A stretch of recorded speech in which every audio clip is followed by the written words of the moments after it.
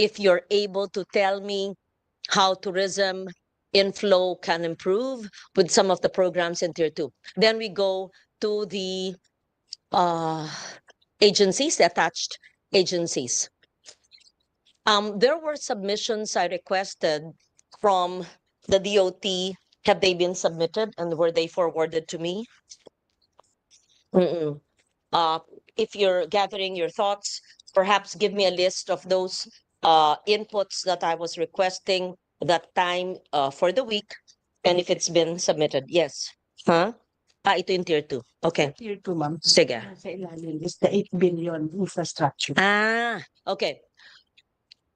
As always, whatever I say, we act on it, even before the second hearing. Attorney Doblon, the former head of the Senate Budget Office for 40 years. Makes me 17. I even asked, that makes her 79 years old, but she's my head of my budget. Please explain very briefly what we did. We tried to help them, and the reason of DBM why the request could not be granted. Okay, just brief. You have the floor. Of the meeting? Huh? Yung meeting na. Yeah, you're meeting in DBM because I asked you, per the request of the secretary, the roads leading to infrastructure projects leading to tourism destinations, they wanted it a la DepEd under them, right? Ayaw ng DBM, right? DBM is here?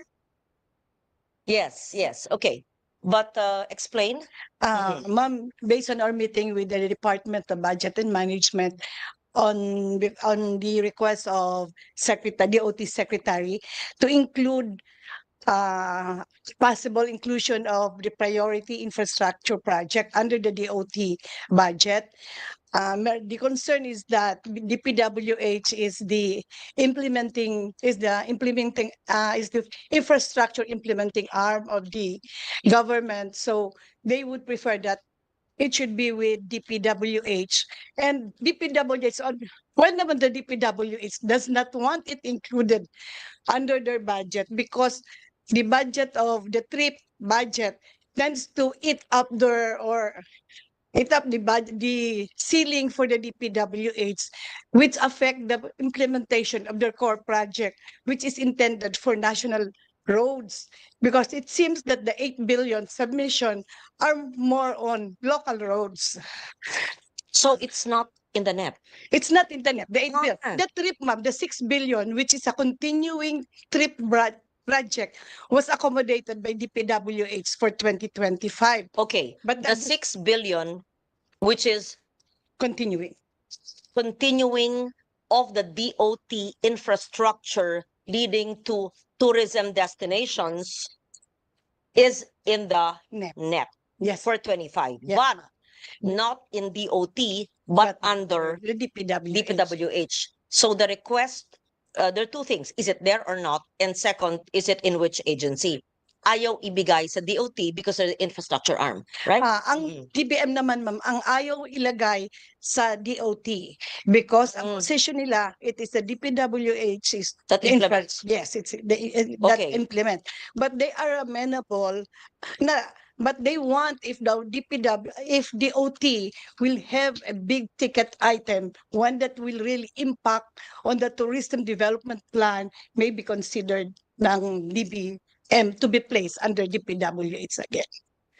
Ayaw naman ng DPWH ang DOT project na maliliit kasi nga kinakain ang kanilang budget para sa national government roads. So I don't understand.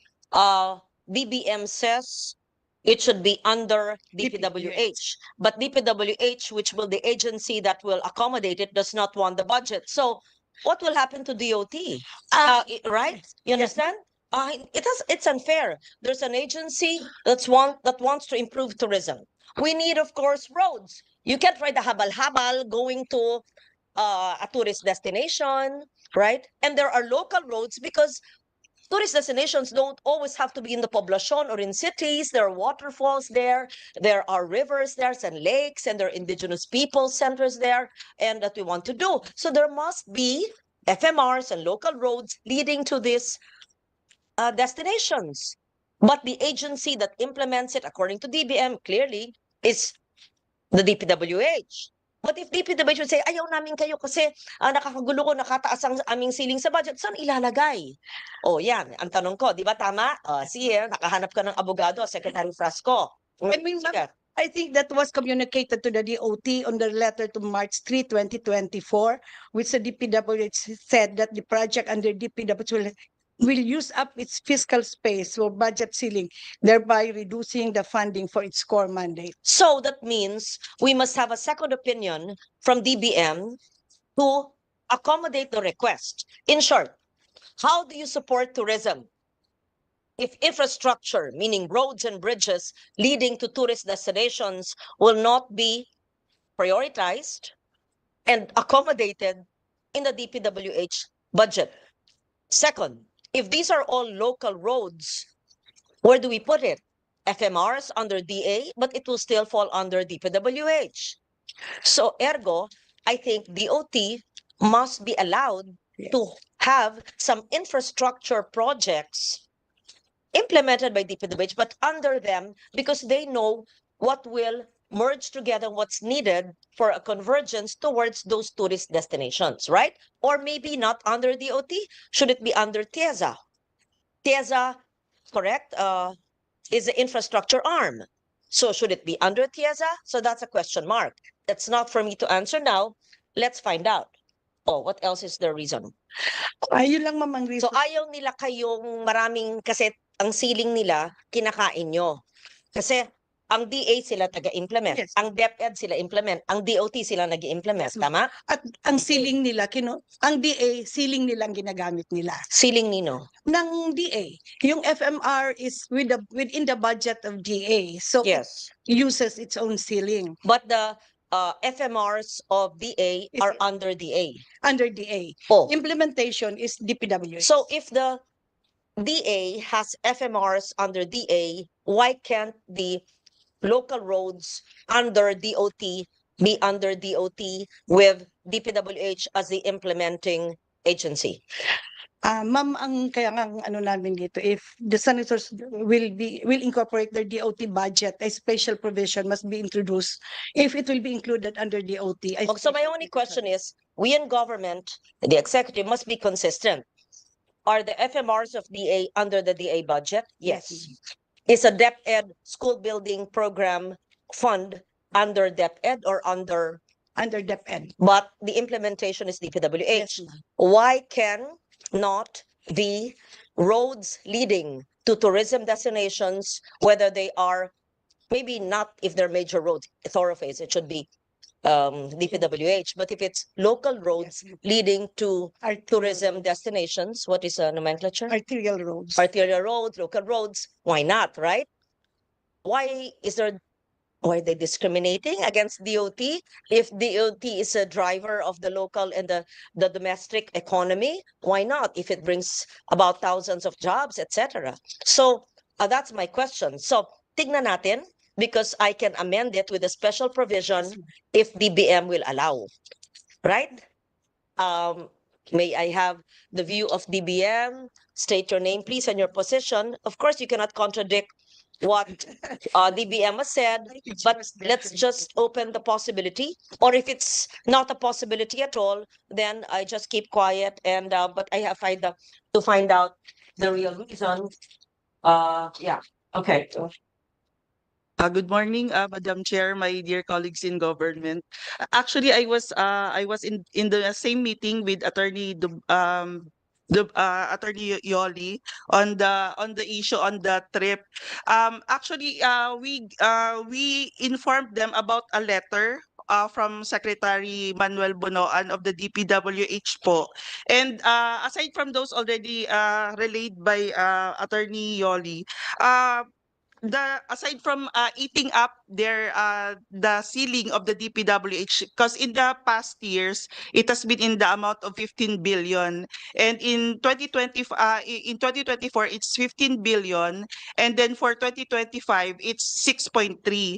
However, in the same letter, the DPWH also said that they will just be providing and implementing the cost of the ongoing projects for the trip, and they will no longer be accommodating new projects So continuing na lang po. So just like what Attorney Yoli said po. So and then Let me just clarify, please.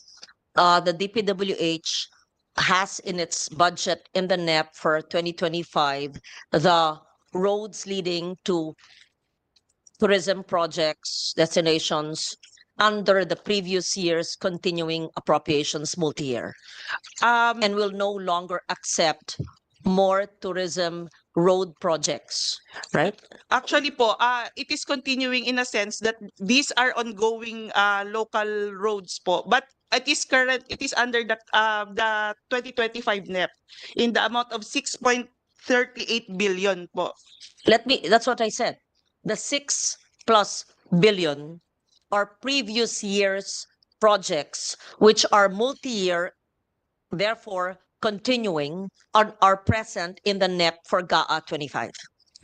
Yes po, that's what DPWH said. But And is that the ceiling of 6B for DOT infrastructure projects lodged under DPWH? actually, it is continuing in a sense that some of them might have been funded under the 2024 budget, but maybe some of them might have been funded prior to 2024. I'll repeat, huh? You mentioned how many billion? 38 Okay. billion. 6.3 billion. You Yes. said is in NEP 2025 Yes. for GAA 25. If it's in the NEP, that means it's funded. So you cannot say it's already funded previously in previous years. That was a separate funding of the same project, right? So I'm saying is that the 6.3 billion are infrastructure projects of DOT lodged under DPWH for its implementation of previous years funded and supported multi-year continuing up to GAA 25. Yes po. Yes. By the definition of the DPWH, they just said that they are ongoing and they are That's why. and That's why Opo. we're not saying, Mm. that's why I did not say they're new projects. The words are ongoing, continuing, previous years funded already. Kaya nga continuing, that's why in the NEP of 25. Right? Ay, magulo ba ako? Paliwanag, di ba? Tama. Pareho nga sinasabi, kaya umuulang kayo kung tama po. Kasi I'm trying to explain what you're explaining in bite size na maliwanag. Yes. Hindi bago, continuing, pending, funded. Yes po. That's it. 6.3B. Tama Yes po. po, Yun. 6.3. And the DOT po actually proposed 8 billion. But during O, tika muna yon. Oh. So, yung 6.38 na yon, nandito sa atin, di ba? At happy syempre ang DOT doon na na-accommodate ng DBM ang nakalodge under DPWH na road projects. Right? It's there. We're not taking it out, and no one's taking it out. Secretary, of course, you're aware of that it's lodged under DP, not under you, but per your request to move it under you, it's not possible as of now. But the 6.3 is there in DPWH, according to DBM, right? Yes, that is correct. So it is not on tier 2 because it's a NEP. That is correct, Madam Chair. But if I may just Yes. provide context, in 2024, the total funding for the trip, including the continuing plus new roads, was 15.1 billion. Then for 2025, it has now been reduced to only 6 billion for only continuing roads and no new roads. Of the 15 billion in the GAA 24, perhaps you see, maybe they can report the implementation. Maybe the unobligated amounts are big. That's the reason why DBM cut it. But of the GAA of 15B in 24, the net is 6.3. That happens because even, let's say, Dream Fund, Dole Tupad, it's very small in the NEP, and the amendments increase it So it's not necessarily the same in the NEP and the GAA all the time. It always increases in the GAA. And maybe look at the obligation and implementation rate of the 15B, baka hindi pa tapos, kaya hindi kayo binigyan. Thank you, Madam Chair. I understand, albeit I believe it is important to highlight that the funding for new roads for 2025 is completely zero. So the 6.3 are the multi-year continuing of the 24 GAA, the 2024 GAA. So no new roads. And I have the list of those new roads. Yes, not now. I have to review. Marami yun. Of the 15 minus 6, right? Okay. Almost 9B worth of roads. I'm not certain I have the authority to amend that, but we see. Okay. Okay? DBM, nakakaintindi tayo? Yes. Yeah, continue. The DPWH secretary po also said that they would want to focus on their core mandate since this involves local roads and with the Supreme Court's ruling on the Mandanas Garcia case, we have limited fiscal space and more funds are going to the LGUs. So that's also one of their points. And then they also would want to that new trip proposal should also be evaluated against the trip prioritization criteria jointly with the DOT po. So as also provided under the special provision for trip in the 2025 NEP, they should the DOT and the DPWH should be able to come up with a new set of guidelines or criteria wherein they will be able to identify jointly the list of projects for funding under the trip. And yun po. You cited the Mandanas ruling, which clearly states that the increase in the LGU's budget has been done, right? But I'm in touch with LGU, cities, municipalities, 1 million na lang. So 1 million paano yung sa SK? At yung mga binibigay sa iba. Ang development cost, 20%. 200,000. How can you ever do anything? And what they need, barangay ito ha, micro, hyper-local, hyper-micro. Ang 200,000 development cost kung 2 million ang ira ng barangay, kailangan patubig. O kailangan yung dike, o yung seawall, yung ganito. Kung sabihin natin dahil sa Mandanas ruling, pag maliliit na proyekto sa local roads, municipality, or barangay, ay kailangan sa ira na lang ng LGU. Sasabihin ng LGU, maraming iba pa pangailangan, itong nga barangay, 20% goes to development cost. Wala talaga. Di forever na lang walang tubig, forever na lang dirt road, papunta sa bundok, habal-habal ang sakay. Kung ang focus lang ng DPWH will be major thoroughfares. Okay?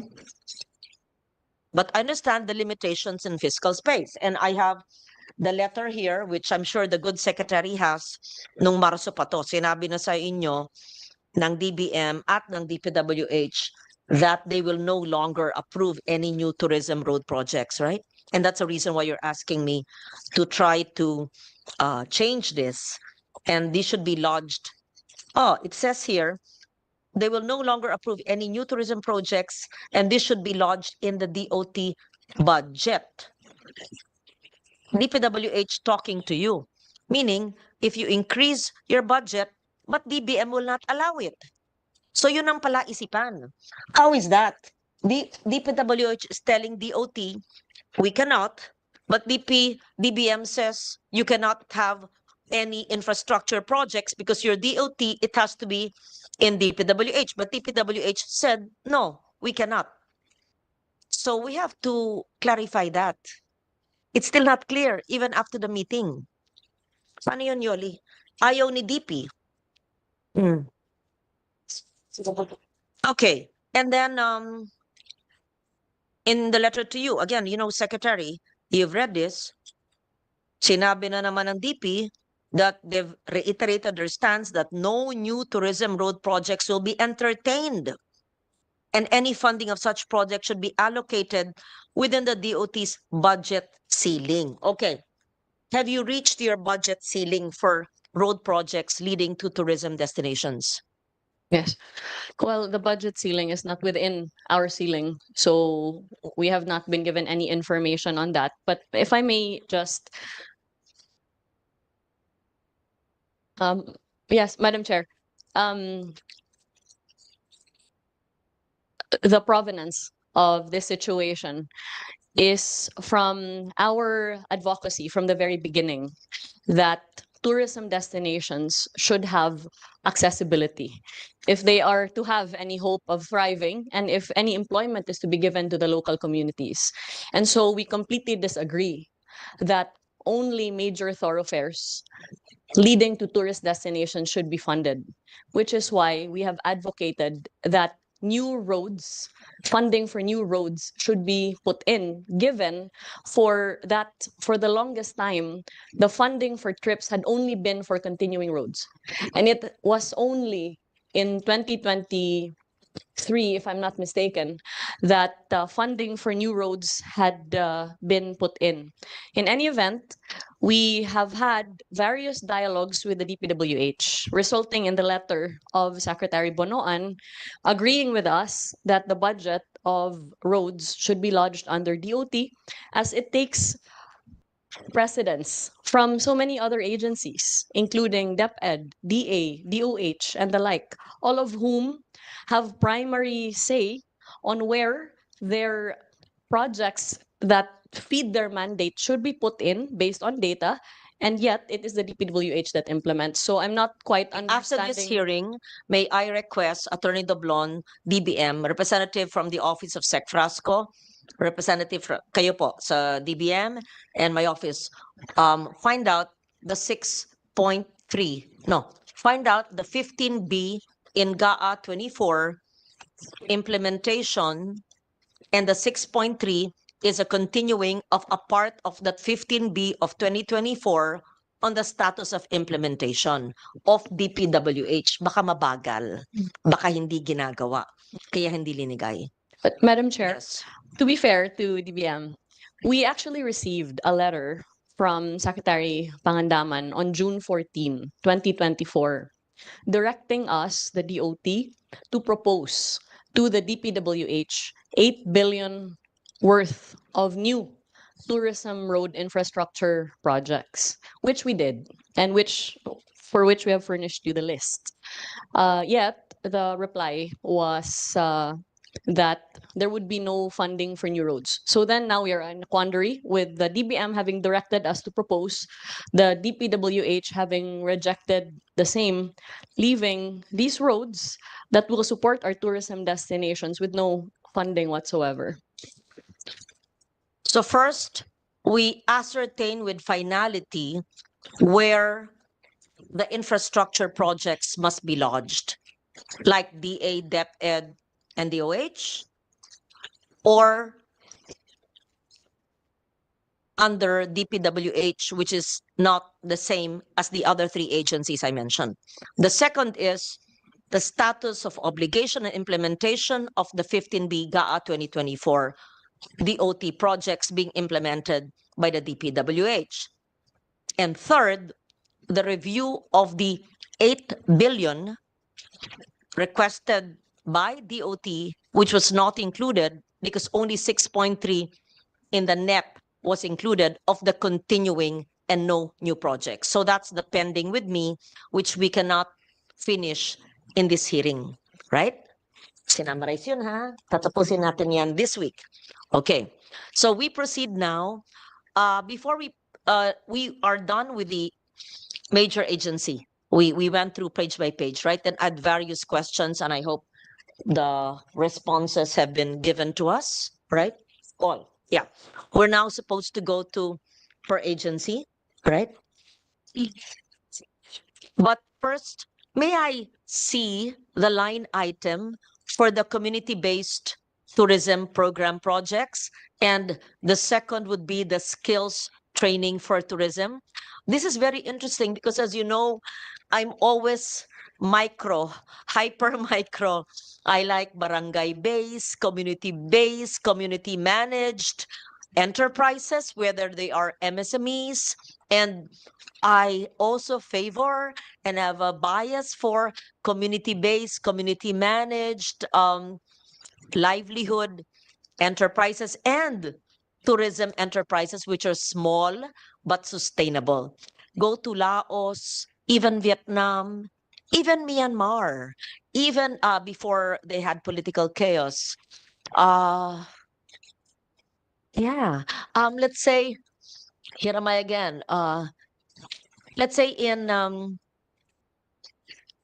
Luang Prabang, what is the name of the weaving center I was supposed to bring you to that I always talk about? The weaving center in Luang Prabang, um, by the Mekong River. It's very simple, but they have a road.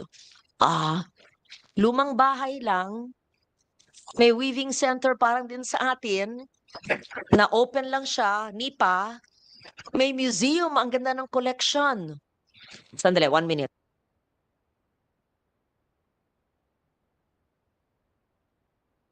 Is a memory of a 64-year-old better than a 30-year-old. Why? Ay, nako. Kok, kok, tok. Google nyo. Ay, nako. Tama po. Alala nyo. Sige. Napakasimple. Sige na. Sino nakapunta na sa... There was just an ASEAN meet in Laos. Sino nakapunta na sa Luang Prabang sa kwartong ito? Ay, nako. Alam nyo, it shows na hindi kailangan magara, hindi kailangan infrastrukturang malaki, hindi kailangang makintab na nagkumikinang. Hindi kailangan ganun. There's an amman there. It's beautiful. But there's also Okpoktok, which is a weaving center in the main thoroughfare, which is not a highway or a boulevard, simple road. It's a French colonial town, restored old houses. Then you just go local roads, barangay roads, pero hindi naman yung kuweba. Then you go to a little place, which is an old house with a weaving center, with a museum of a good collection, and simple food and eat by the Mekong. Imposible hindi kaya ng Davao. Imposible hindi kaya ng Cebu. Imposible hindi kaya ng Antique. Simpleng-simple. Pero, busloads of tourists. But, you know, people are not harassed. People are friendly, malinis, always fully booked. Then we took a boat in the Mekong, nothing fancy.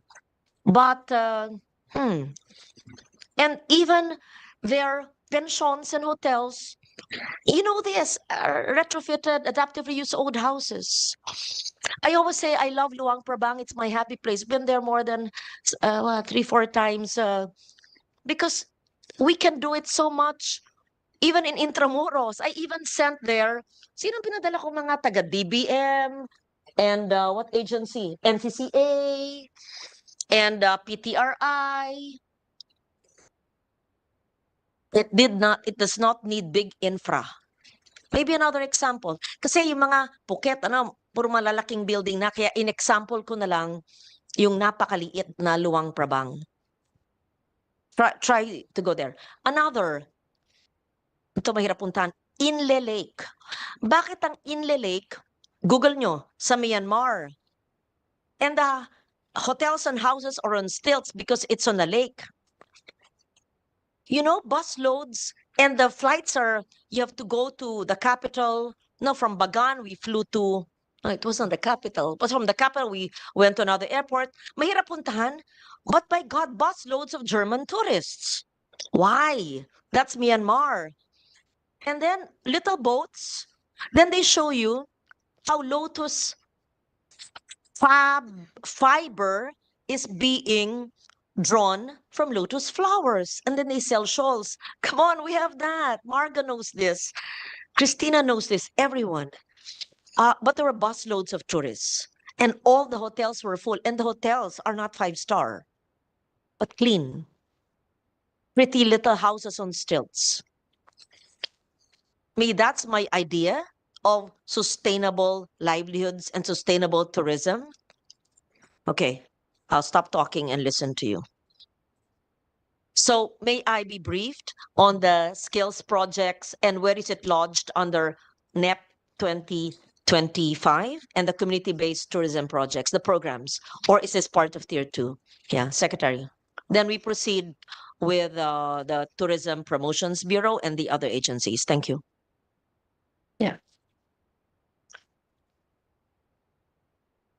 Madam Chair, thank you for your deep appreciation for the need for empowering our communities with the appropriate skills and funding to be able to provide unforgettable experiences to our tourists. This is well aligned with the thrust of the Department of Tourism, which has implemented several programs that seek to empower communities.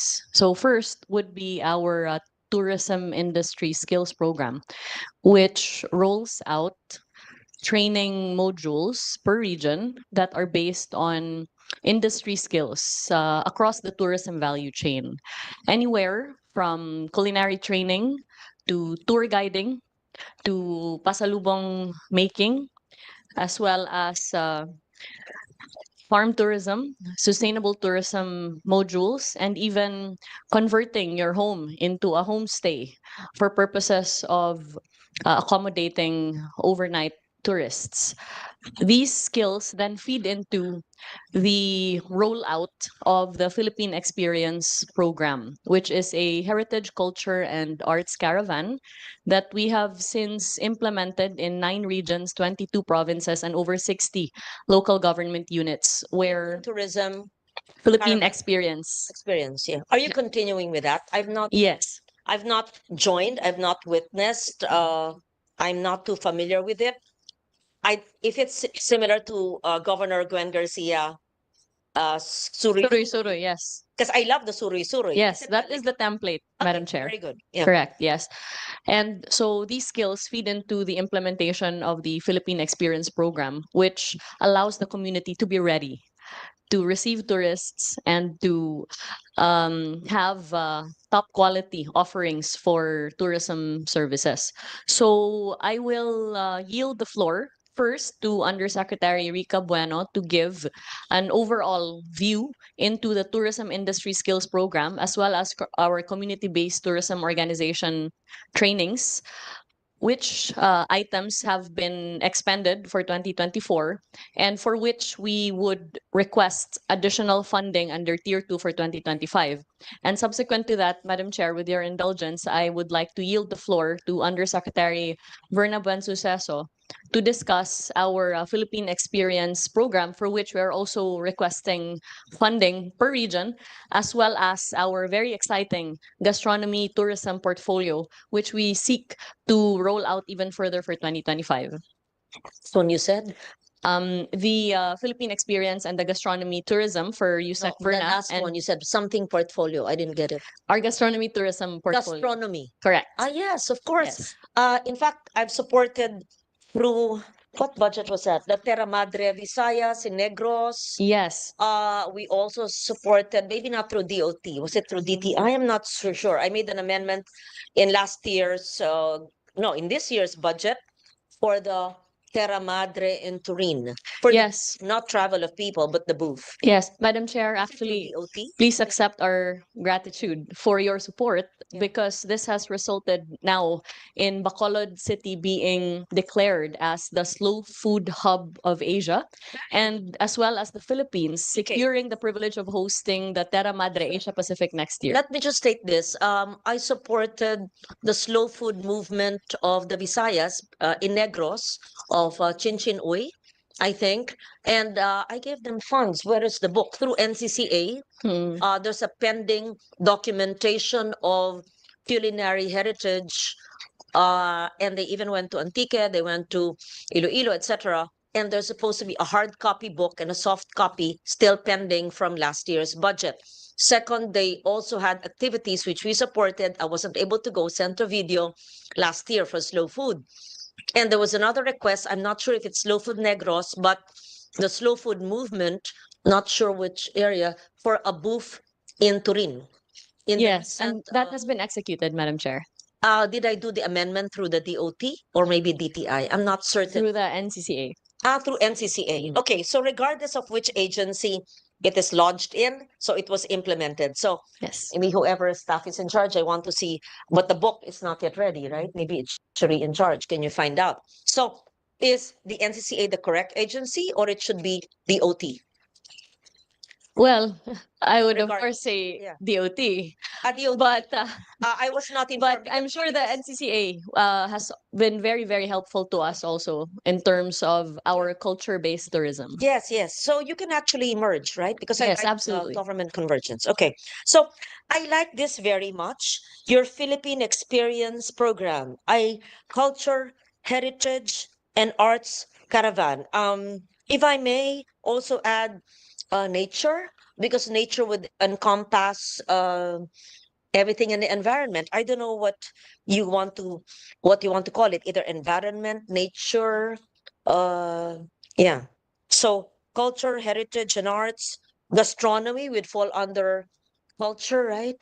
Um MSMEs would be under culture, everything's under culture, but maybe culture, nature, if I may, heritage and arts. And how come you don't have anything in Region 6 yet? Mm.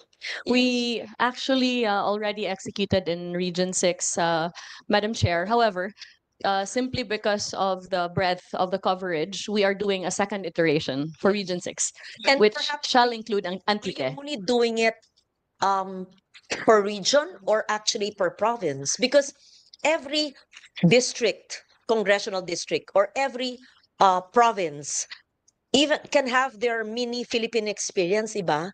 We would like to encourage all uh, districts, when I say districts, congressional districts, or every province, or even every town or city to have their mini experiences. Because yes, it's interesting. So which of these regional projects became the most? Oh, it says here, okay, it's from Cebu, Suri, Cebu. Very good. Then we can use Philippine experience as the main topic, but they can have their local language, right? Let's say, kami, kayo Suri, kami Kruhay Antique. Di ba ganun? So, depende sa salita, ganun. Ano yung sa Ilocano o so, which was the best? That really, at saka, is this just expenditure of government officials and local officials eating the food and going on a tour themselves? Or we want to see, with this investment, did it generate this amount or number of local tourists? And then we encourage homestays. Kasi kamukha sa amin, wala kami 5-star hotels. Pero, tama yung ginagawa niyong skills training, tinuturuan nyo ng malinis lang eh. Malinis na mga sanitation, linis. Ganun. Is that what you're doing? Madam Chair, the wonderful thing about the Philippine Experience Program is that not only does it provide an introduction into the regions and provinces that it covers, but it also provides actual business opportunities to the local stakeholders because we make an effort to invite our national tourism organizations as well as our regional tourism stakeholders and allow them to have business to business meetings with our local stakeholders, resulting then in sales leads and actual tourism packages that are sold as we are there. And so the effort really is first to open the eyes of our tourist agencies and tour operators that these places exist and that they are Na able to meron offer. to, hindi yung mga traditional na alam na. Siyempre, i-promote yung mga kilala na. Pero pag i-package nyo na hindi lang puro beach, although maganda yung beach, meron din palang ibang destination na environment, nature, culture, heritage, ganun. Yes. And agro-tourism could be farm visits, right? Oo. Yes. Okay. So what has transpired is that our NTOs and our regional tourism stakeholders now have touched base with our local stakeholders, resulting in the commercial sale of these local tourism packages. The intention, This caravan does not have tourists. It's really a work caravan of national, let's say, national tourism stakeholders, meaning tour operators, and travel agencies. Let's say dadalhin nyo si Tita Dading Clemente ng Raja Tour, dadalhin nyo ang Las Palmas Travel ni Rose Nagy, at dadalhin na mention ko to yung mga kaibigan ko sa travel, dadalhin nyo yung iba't ibang mga ahensyang malalaki sa Maynila at natuklasan, meron palang ganito sa corner ng first time namin dito, ganun. Them plus our Binibenta media. nyo, parang awareness, tas binibenta. Mm-mm. Yes, Madam Chair. We invite our tourism stakeholders plus the media plus influencers to get to have access to promotion. a younger Very good. market, and really open the door Very good. for But tourism before development. you do that, do you already train the locals Yes. kung paano maging hospitable kung hindi Yes. pa napuntahan yung lugar? Okay. Yes, we do. Interventions are done prior to the implementation of the program, and there are actual site validations that are done in collaboration with the LGU. And what we have seen is this wave of excitement in terms of the realization that certain destinations, which had not necessarily been top of mind in terms of tourism before, are now emerging as such. For this, where is it lodged in your NEP 2025? It's lodged in two areas. First, in our tourism industry skills program, and second, in our Philippine experience program. And Funded. In the NEP. it's funded, How much is it in the NEP? For but the, it could be funded more. no, akin na nga. So, what is, because my staff are looking at it, wala raw sa line item nyo. Sabi nyo wala. Wala daw. They looked at it in the NEP, community-based tourism program. They could not find it. Maybe it's in a different Yes. name in the NEP. Yes, the name under the NEP is Product and Market Development, Okay. Madam Chair. So product and market development, how much is your budget in NEP 25? So dun papasok yung sa product and market development, nandiyan yung Philippine Experience, which is the community-based tourism program, and the tourism skills development, nandun na pareho. Right? Under product development. Yun ang i-amend kong So under the NEP, the product and market development stands at 541 million. And much would it cost for one province? Kasi airfare yan. Do you pay for the airfare of the tourism stakeholders from national, and then accommodations, you pay for that, or may partner LGU, and food, etc. How much? yes, around 5 to 8 million, Madam Chair. 5 million for one trip, 5 to 8 5 million. to 8. Yes. And what's your budget for NEP? In NEP for that? For product It's development? around 127 million for the Philippine experience. So you can do how many provinces? Is it regions or provinces? You're going to do provinces? Regions, but our intention is to cover as many Yeah. as many provinces as possible. So We've it's only 100 covered 22 so far out of the How many is that? If it's 100, what is in your NEP? 127. Yeah, divided by 5. So muna, tipirin natin sa 5. 7.5 to 7 range. Yes. 7.5. How many? It's around 7.5 million per region. Yes. So how many can you do with the budget you have? 16. So you cover all regions with your budget. You've covered all regions already, But not all provinces. not all provinces. Yes. Okay. So give us give us the list. Have you earmarked it already? Not yet. Hindi pa naman. It's bulto siya, no? Yes. Pipiliin pa nyo yung mga probinsya at yung mga, so, ganito, 127 for product development. That includes the Philippine Experience, which is the community-based tourism program. That also includes the skills training. The skills training is a separate item at Ah. 91.8 million, Tabi Madam mo Chair. na. So, iba yon. So, this is all MOE? Is it all MOE? Yes. Yes, all MOE. And you've not determined yet the regions and the provinces. But give me na lang the breakdown of Oh. your 7.5. Yes, You we said- have determined the regions, but the provinces are subject to site validation. Okay, you've predetermined the regions. Of course, covered na yung buong 16, di ba? Oo. So in short, wala pa yung mga probinsya. But give me the kind of programs that you already had from your previous and how you'll enhance it. Uh, I'm not imposing on you, but my suggestion is to include nature, for a better term, but not just culture and arts, which is I love, but di ba maganda may nature din? Oo. Okay. Sige. And it's 127 and your ask is to increase that. So give me your regions under that province's recommendation, not now, within the week. Then I'll review it and perhaps adjust it upwards and give you additional budget for that. But I want to see the breakdown of the 7.5. Okay. Thank you, So Madam that's Chair. national stakeholders and preparation of the local hosts, meaning pensions, homes, hotels, resorts, etc. And tour operators, mga jeep, sasakyan, bus, magkakano, restaurant, at saka media. Tama? Promotions and meetings. Yes, correct. Ganda. Iba pa yung skills training. Under what? Ano yung nomenclature doon? Uh, Before the skills, Madam Chair, I wanted to add that we have also made the effort to invite members of the diplomatic corps, especially those whose countries have existing travel advisories against particular regions.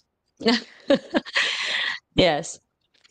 For pertaining to the tourism industry skills, it is now at 91.8 million. Program. What is the nomenclature? Yes.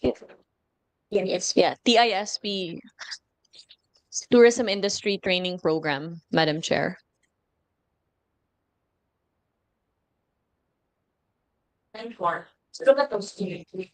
Again, just explain to me because I had before it. I had training of the Iraynon Bukidnons in Tibiao Antique for basic hospitality. I think housekeeping, cleaning rooms, fixing beds, serving. Is that how what you do? You can even partner with TESDA for this, right? Yes, that's correct, Madam Chair. May I kindly yield the floor to Undersecretary Rica Bueno, who can give us the overview of this program and the specifics as well. Yes, Yusek Bueno. Yes, what do you handle in tourism? Thank you, Secretary.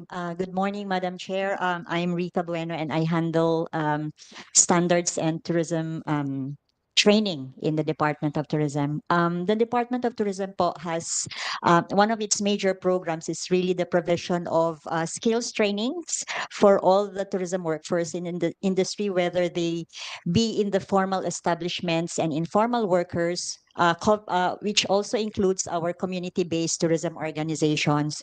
So the DOT po provides various trainings to all of the workers in the country, skills training and advocacy training programs. And as the Secretary has mentioned, prior po for example, in the development and of our PEP program in each destination, our regional offices would conduct the preparatory trainings for the host communities that would include different skills trainings, starting with the Filipino brand of service excellence, which is really a communities customer service excellence. Trains. Who does the training? You outsource it. We have a Trainers, pool, yeah. yes, Madam Secretary, Consultants. Madam Chair, for the Filipino brand of service excellence. We have regional trainers trained on the Filipino brand of service excellence. We have a pool of FBSE trainers per region. And for the other skills training, we engage industry experts. Some of them would also be TESDA certified trainers Yes. and from the industry as well. Good. So do you partner with TESDA accredited institutions for the training, right? Last year po, the Secretary signed the Memorandum of Understanding with TESTA specifically for the provision of skills training for prospective So, workers in the industry as budget- well as current workers. It's lodged with you, DOT, but this budget goes to the TESDA trainers to train the people in the area for the skills? Or is the Madam, budget lodged in TESDA?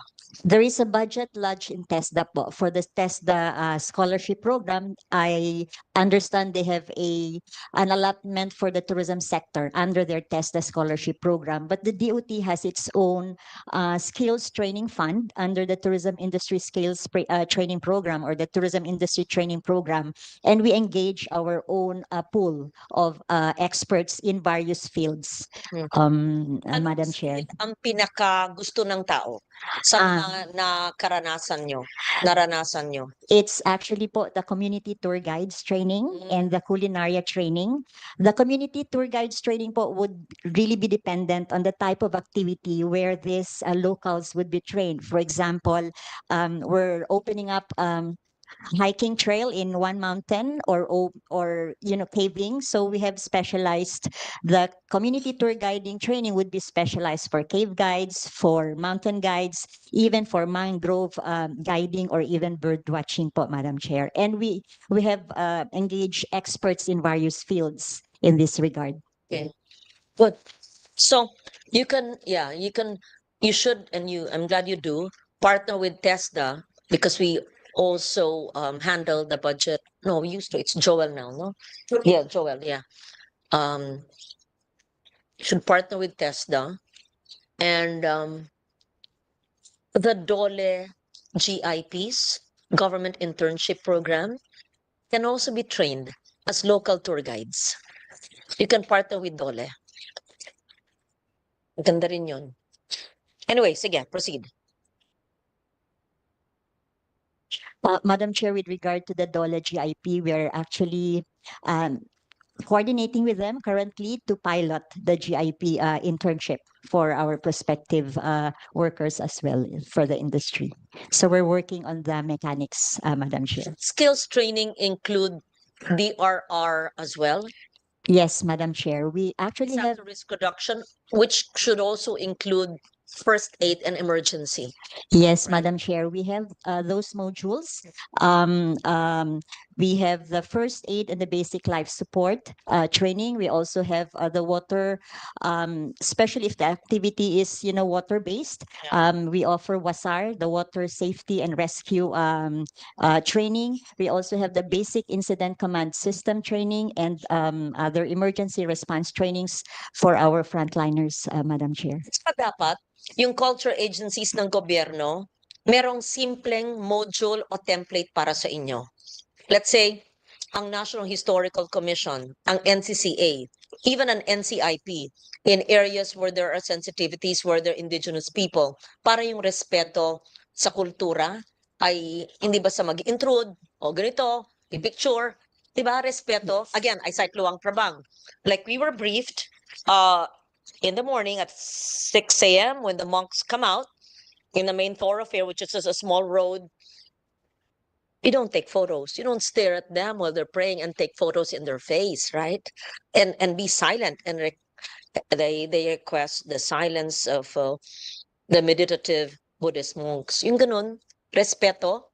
Kaya maganda sa special provision, this is not budgetary, we will do a special provision where the NCCA, NHP, NHCP, National Museum, where there are museums handled by NCCA because they're cultural, or SLTs, which are not museums but schools of living tradition, where there are national museums and its branches, where there are museums under NHEP because they're historical in nature.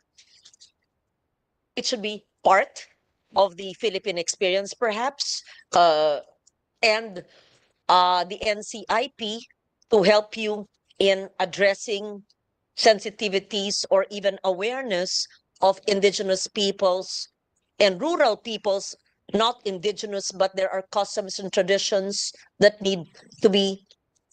people need to be aware of it and respected. Hindi ba? Magulo ba ako? Gets nyo, no? Okay. So, gagawa tayo ng special provision na ganon. Para ang ating Philippine experience ay holistic, socially inclusive. culturally inclusive.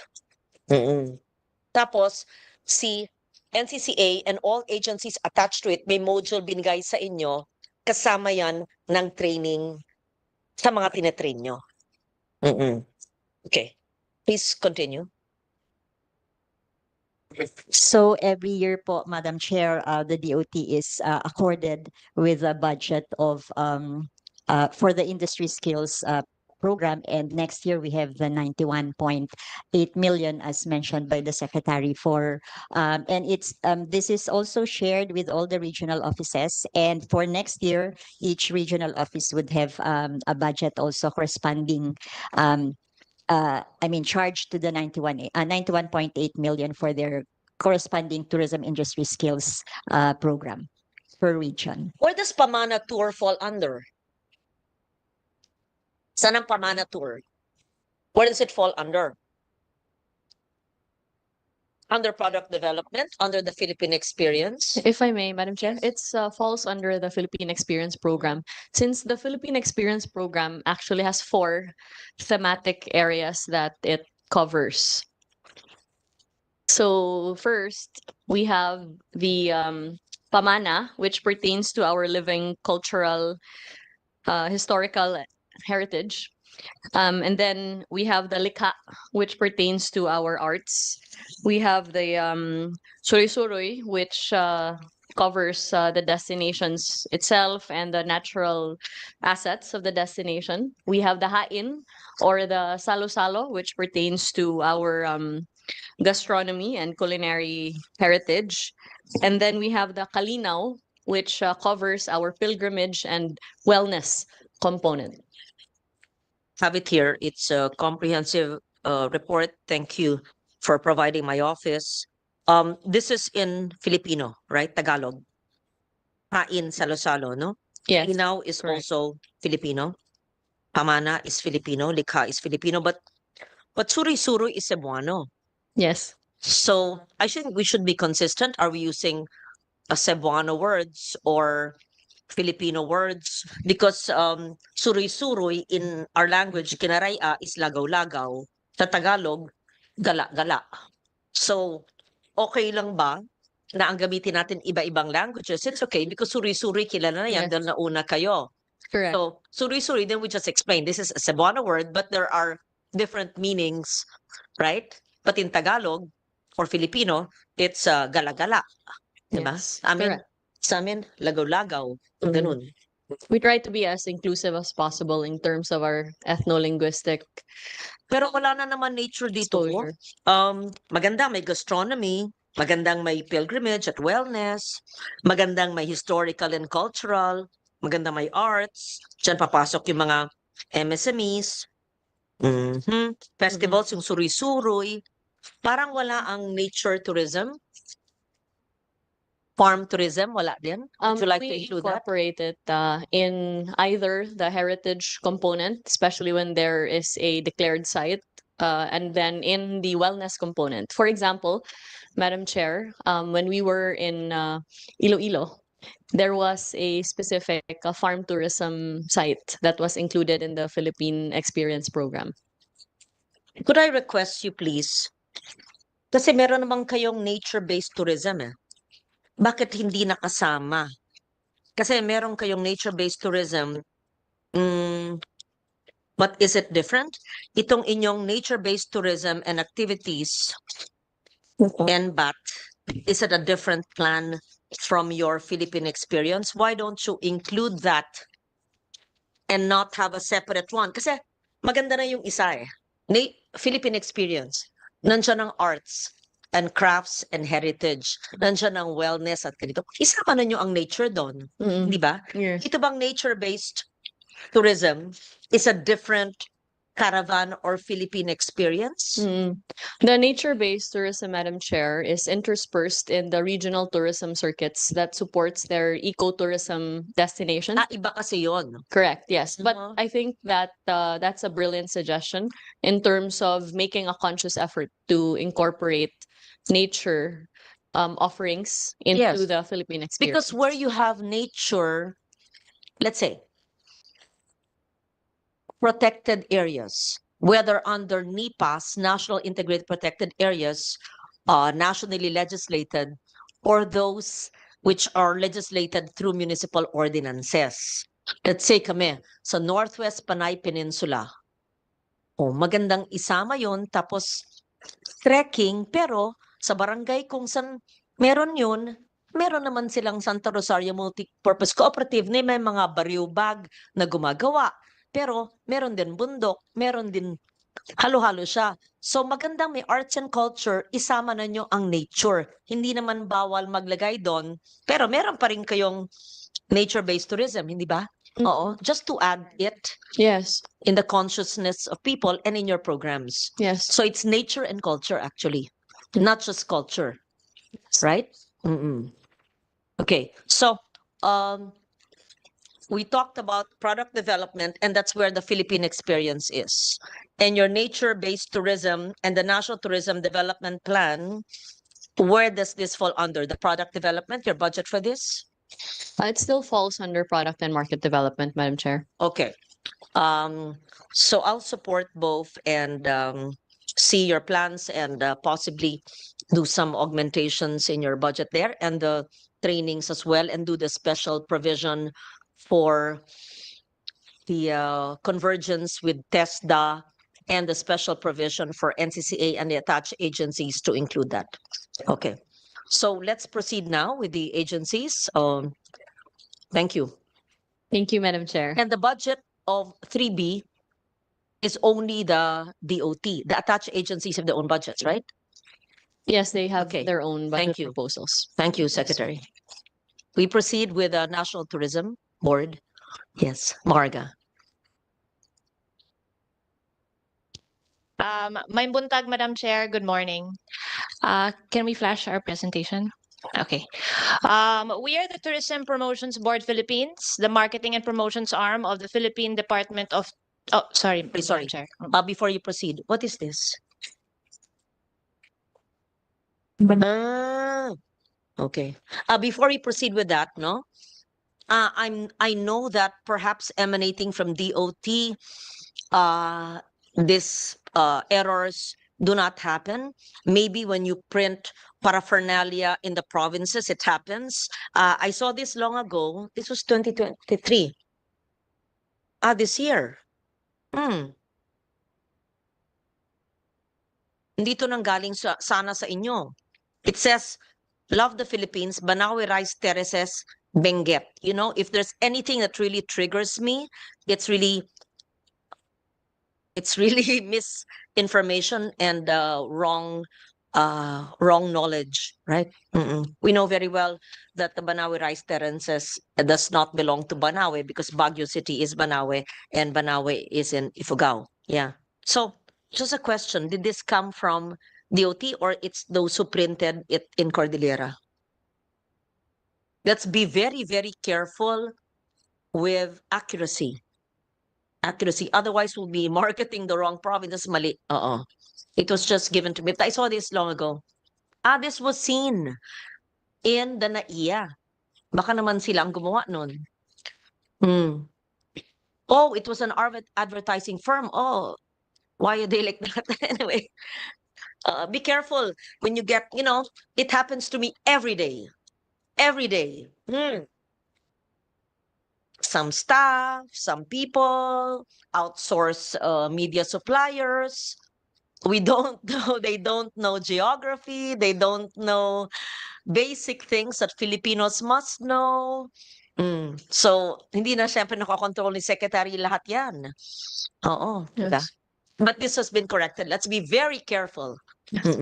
Madam Chair, this was a most unfortunate oversight that Hindi kayo, no? Yung advertising. this was actually handled. Ahensya yun. This was the DOT branding unit, Madam Chair, which outsourced the placement of the erroneous advertorial Yeah. material. And so upon when the matter was brought to our attention, the erroneous material was taken down in the immediate, Yeah. and a comprehensive sweep of all materials in the thousands all over Yes. the world was conducted to ensure the proper Kaya dapat sa diligence and source the pa lang eh. execution. Yeah. Yes, It Madam Chair. happens even in the Senate and it really triggers me pag mga mali, stupidities eh.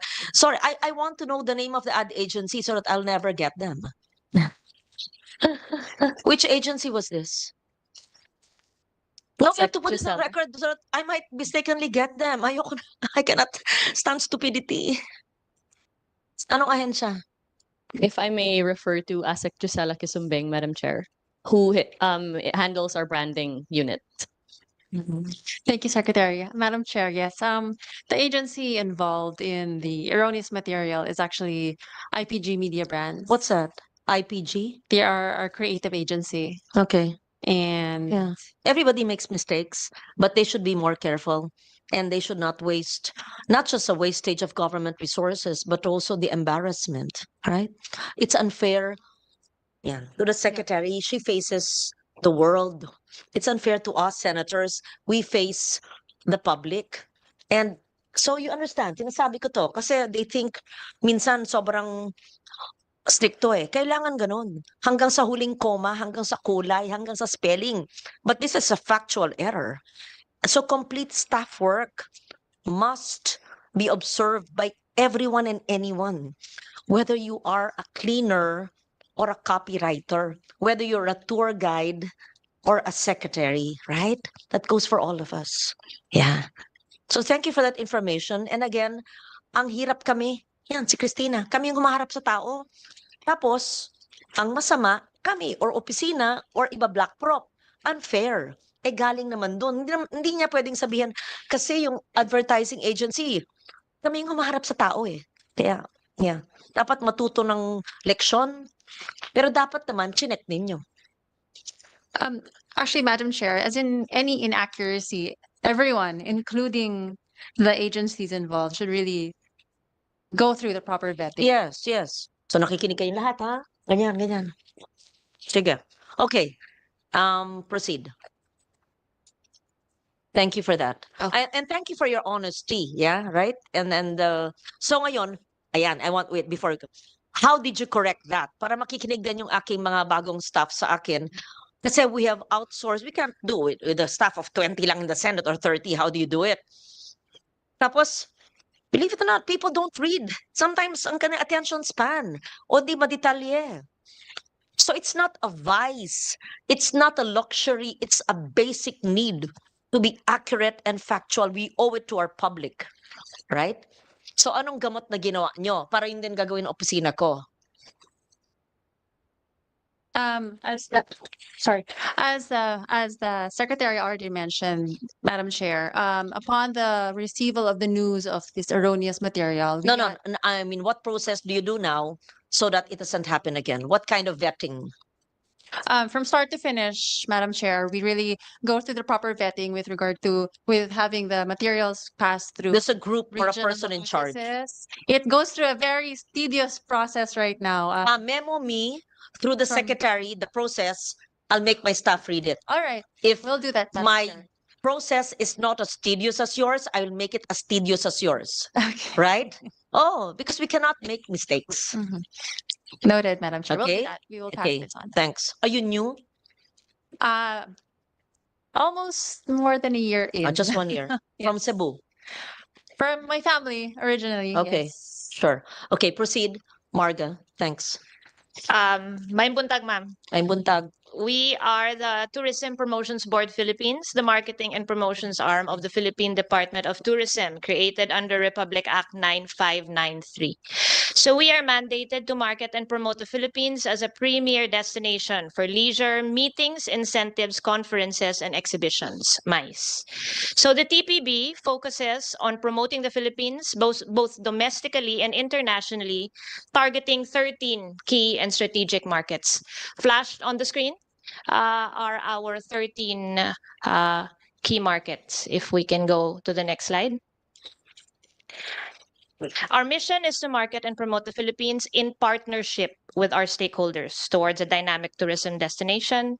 And our vision is to be the leading organization in marketing the Philippines as a preferred destination for sustainable, uniquely diverse, and experiential travel. Next slide. So for our 2000, next slide, please. So for our 2023 financial performance, from the TPB's fiscal year 2023 approved corporate operating budget of 1.28 billion, our actual budget utilization as of September 20, 2024 is at 97.93%. The balance will be considered as continuing appropriation, which is valid for obligation and disbursements until December 31, 2024. Next slide. For 2023, the TPB had over 103 implemented programs and was able to generate 7.8 billion in sales leads and 474 million in media values flashed on the screen. Next slide. This is further broken down into our different departments. The TPB institutionalized events, international promotions, MICE promotions, domestic promotions, and marketing communications. Next slide. Here are some photos flashed on the screen of all our events in 2023. Next slide. We can go through next. Next. And our awards and citations also next. And next. So for 2024 financial performance from the TPB's fiscal year 2024 approved corporate budget of 2.49 billion, our actual budget utilization as of September 30, 2024 is at 1.68 billion with a percentage utilization rate of 72.33%. Next slide. For 2024, the TPB currently has implemented 62 programs, leading to 5.27 billion in sales leads generated and 367.64 million in media values generated, with a 72.33 budget utilization as of September 2024. Next slide. So here is our physical performance broken down the same format as last year. Next slide. Sharing some of our awards and citations. Next slide. Okay, so for the comparative COB 2024 versus 2025, in 2024, our budget was 2.4 billion.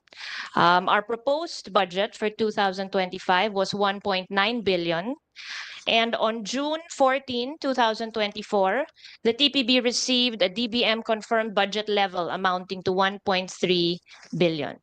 Next slide. So here is just a summary of our utilization past years from 2019 to 2023. For 2024, COB of 2.4 billion is at 72.33, and we are confident that we will hit our target utilization rate of at least 90%. Next slide. So this is a proposed budget outside of our NEP, which is included in our proposal of the 1.9 billion. So this totals 468. Can you please put it back to your NEP budget? Oh, okay. Our NEP budget. Back. Here. Maybe this one, Madam Chair. Your NEP 25 budget. Yeah, so it is 1.3. 1.3 COB level confirmed. Do you have the breakdown in one page? Yes. Do we have the breakdown of the 1.3 just in the pie? Show me the hard copy here. We will give you the hard copy of the 1.3 breakdown. Breakdown here. No, but this is outside of That's outside of NEP. That was just the part of the proposal. Here it is, ma'am, but No, this is the 1.9 proposal. Can we give the 1.3? Your net of the agency is 1B, right? 1.3, Madam Yes, Chair. and the Yes. breakdown, please, of the 1.3. Okay.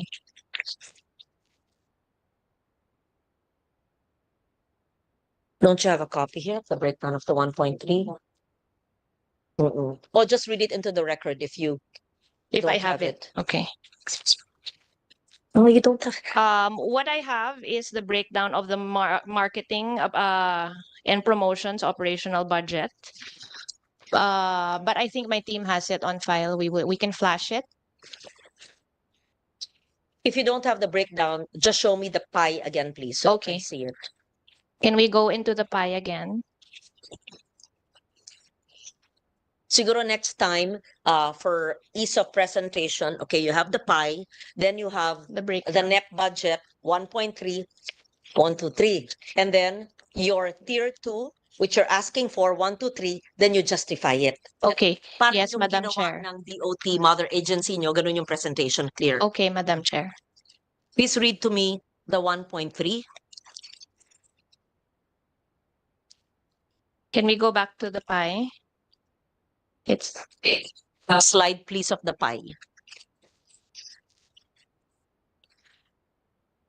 yeah, it's so personal services, it's actually super small. Can we go to I the know, pie yeah. here? Can we go back, please, Yeah. to the pie?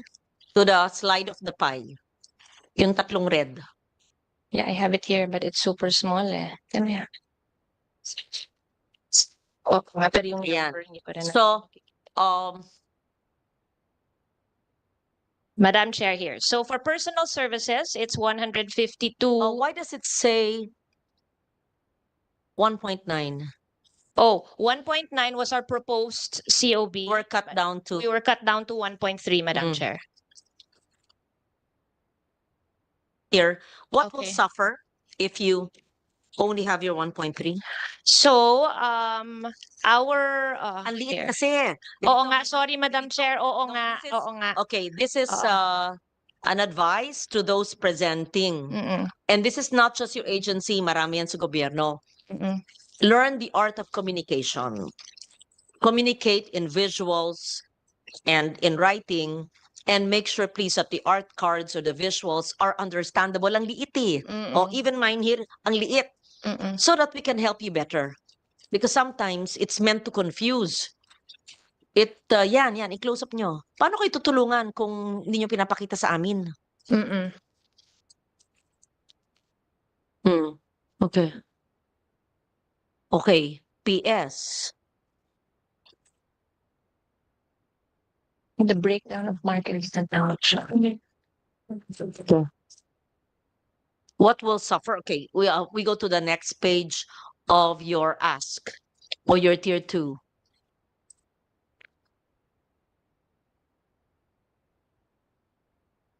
The one before that. May I know, before we enacted, in fact, I think I was co-author of this law with Senator Gordon then, before the creation of the Tourism Promotion Board, that was in 2009, right? 2009. Mm-hmm. Who performed your role? Before 2009, ma'am, we were the PCVC, the Philippine Conventions Bureau. That was still the Yes, PCVC. it but was still PCVC. still a Still bureau. nice. Yes. Still a bureau under Yes. DOT. Yes. It just renamed. We just Renamed lang, ma'am. PCVC. Yes. Okay. So in this slide, we have our proposed budget outside of NEP, which was part of our 1.9 request, which included the Arabian Travel Mart. The Arabian Travel Mart is one of the key shows around the world. So actually last year, there were close to more than 46,000 professionals from over 160 countries gathered under one roof. And it's really a year-on-year increase of 15%. And our sales generated last year, taking out the outlier, grew by 300%, Madam Chair. This year, we don't have budget for the Arabian Travel Mart. Is the Arabian Travel Mart held every year? Yes, yes. Where? In Dubai, Madam Chair. Mm. If you notice, We our- have sorry, Madam Chair. participated in the Travel Mart every year. Every year. Yes. But you're zero for 2025. Yes, Madam Chair. There must be a reason why. Dubai is not part of our 13 key markets, is why, under the Tourism Promotions Board. And since our budget was cut, we had to prioritize the shows within our 13 key markets. But this is List of the 13. yes, the list of the you want Where is ah, the list of the the list 13? is here. Can we go back to the Just read into the record, please. The 13 Mhm. that were prioritized, and the Arabian Travel Mart was not included. Yes. Sorry. Let me get you the list. How many days is the Arabian Travel Mart? 3 days, Madam Chair. How much does it cost? So in 2024, it was 21 million to mount. What's a breakdown for 21M? Oh, we can give you the Is it the exact- airfare, hotel? No, Is it but the this is booth? the rental of the booth, ma'am, and then the booking of the buyers Okay. to meet with the sellers. So the 13, I would imagine, just stand up, would be all the travel marts, whatever you call it, fairs, expositions, markets, etc. Mhm. Yes. Can you read into the record, please, the 13 that were approved in the NEP and those that were Can we go not back to approved in the I NEP, don't have it but here. equally important? Hold on, Madam Chair. Yes, but while I am getting the Have exact a list of yes, we have a list. So to clarify, Madam Chair, the 13 key markets are our key markets, the markets that have 100,000 arrivals into the Philippines and up for a consecutive 2 years. So these are our key markets. So that's South Korea, Japan. what I'm asking for are the 13 travel mart Shows. fairs, Ah, exhibition shows, oh, the okay. name and Okay. in what country, in what city, Okay, stay here. and is it a biennial or annual or a triennial? Mm-mm. And Okay. who selected the 13? Was it DOT or DBM that cut it and only selected the 13? And then my next question is, how does a TPB assess the return on investment, as you said, by 300%? How do we see that on such investment? Mhm. And We have investment. Ano? the 300% increase, Okay. transform it into sales. How do we Yes. see it? Tangible tourism arrivals and business opportunities. How do you measure Okay. and quantify the investment in promotions in the not access, in the participation in the travel market? First read please the 13. Okay. We have quite a number of shows within our 13 key markets, Madam Chair. So I can read through it quickly. So first, for example, is the International Boat Show in Germany. So for example, the Say that boat. boat. How do we pronounce it? Boot. Or- International Boot Dusseldorf. Please spell boat. Spell. It's BOOT. What does BOOT mean? It's like a boat show. Boat. Like a boat show. So it's like It's a boat show. it's dive adventure related in Germany. So for example, the investment into that is 9.7 million. Sorry, That's in your NEP. this is in my net. Okay. Yes. So So let's go through it. Boat show in Germany. Where in Germany? 2023. Dusseldorf. Yeah. In Dusseldorf. Okay, next. Okay, next is this is 2023. Can we go 2020? Hold on, Madam Chair. This is my 2023 list. We will No, go. what I need is what is in your NEP approved, in your 25 NEP, and what was excluded from the NEP, so that I can help you if it needs to be Okay, Madam included. Chair. Yes. So within the NEP of my 2025 will be the Korea Travel Show, KTS. Investment for that is around 5 million. The Busan International Trade Fair, 3.5 million. Dive Fam Trip from Korea, It's 3 all million. Korea. So 1, 2, 3 are all Korea. Yes, we are mandated to take care of our presence in all our 13 key markets, and then from there we have plans for every market. Okay. So this is the breakdown of Korea. For the 13. The the 13. The 13 fairs. Are these 13 fairs? No, ma'am. 13 13 key jurisdictions. markets, jurisdictions. Yes. Yes. So the 13 we handle all jurisdictions would be more than 13 fairs. Oh yes, definitely yes. Or read the 13 jurisdictions, please. The 13 jurisdictions are South Korea, Japan, China, Singapore, Malaysia, Taiwan, Hong Kong, India, United States of America, Canada, United Kingdom, Germany, and Australia. Taken out, Dubai. For the show, only Dubai, Madam Chair, because Dubai is not under our 13 key markets, the Arabian Travel Mart.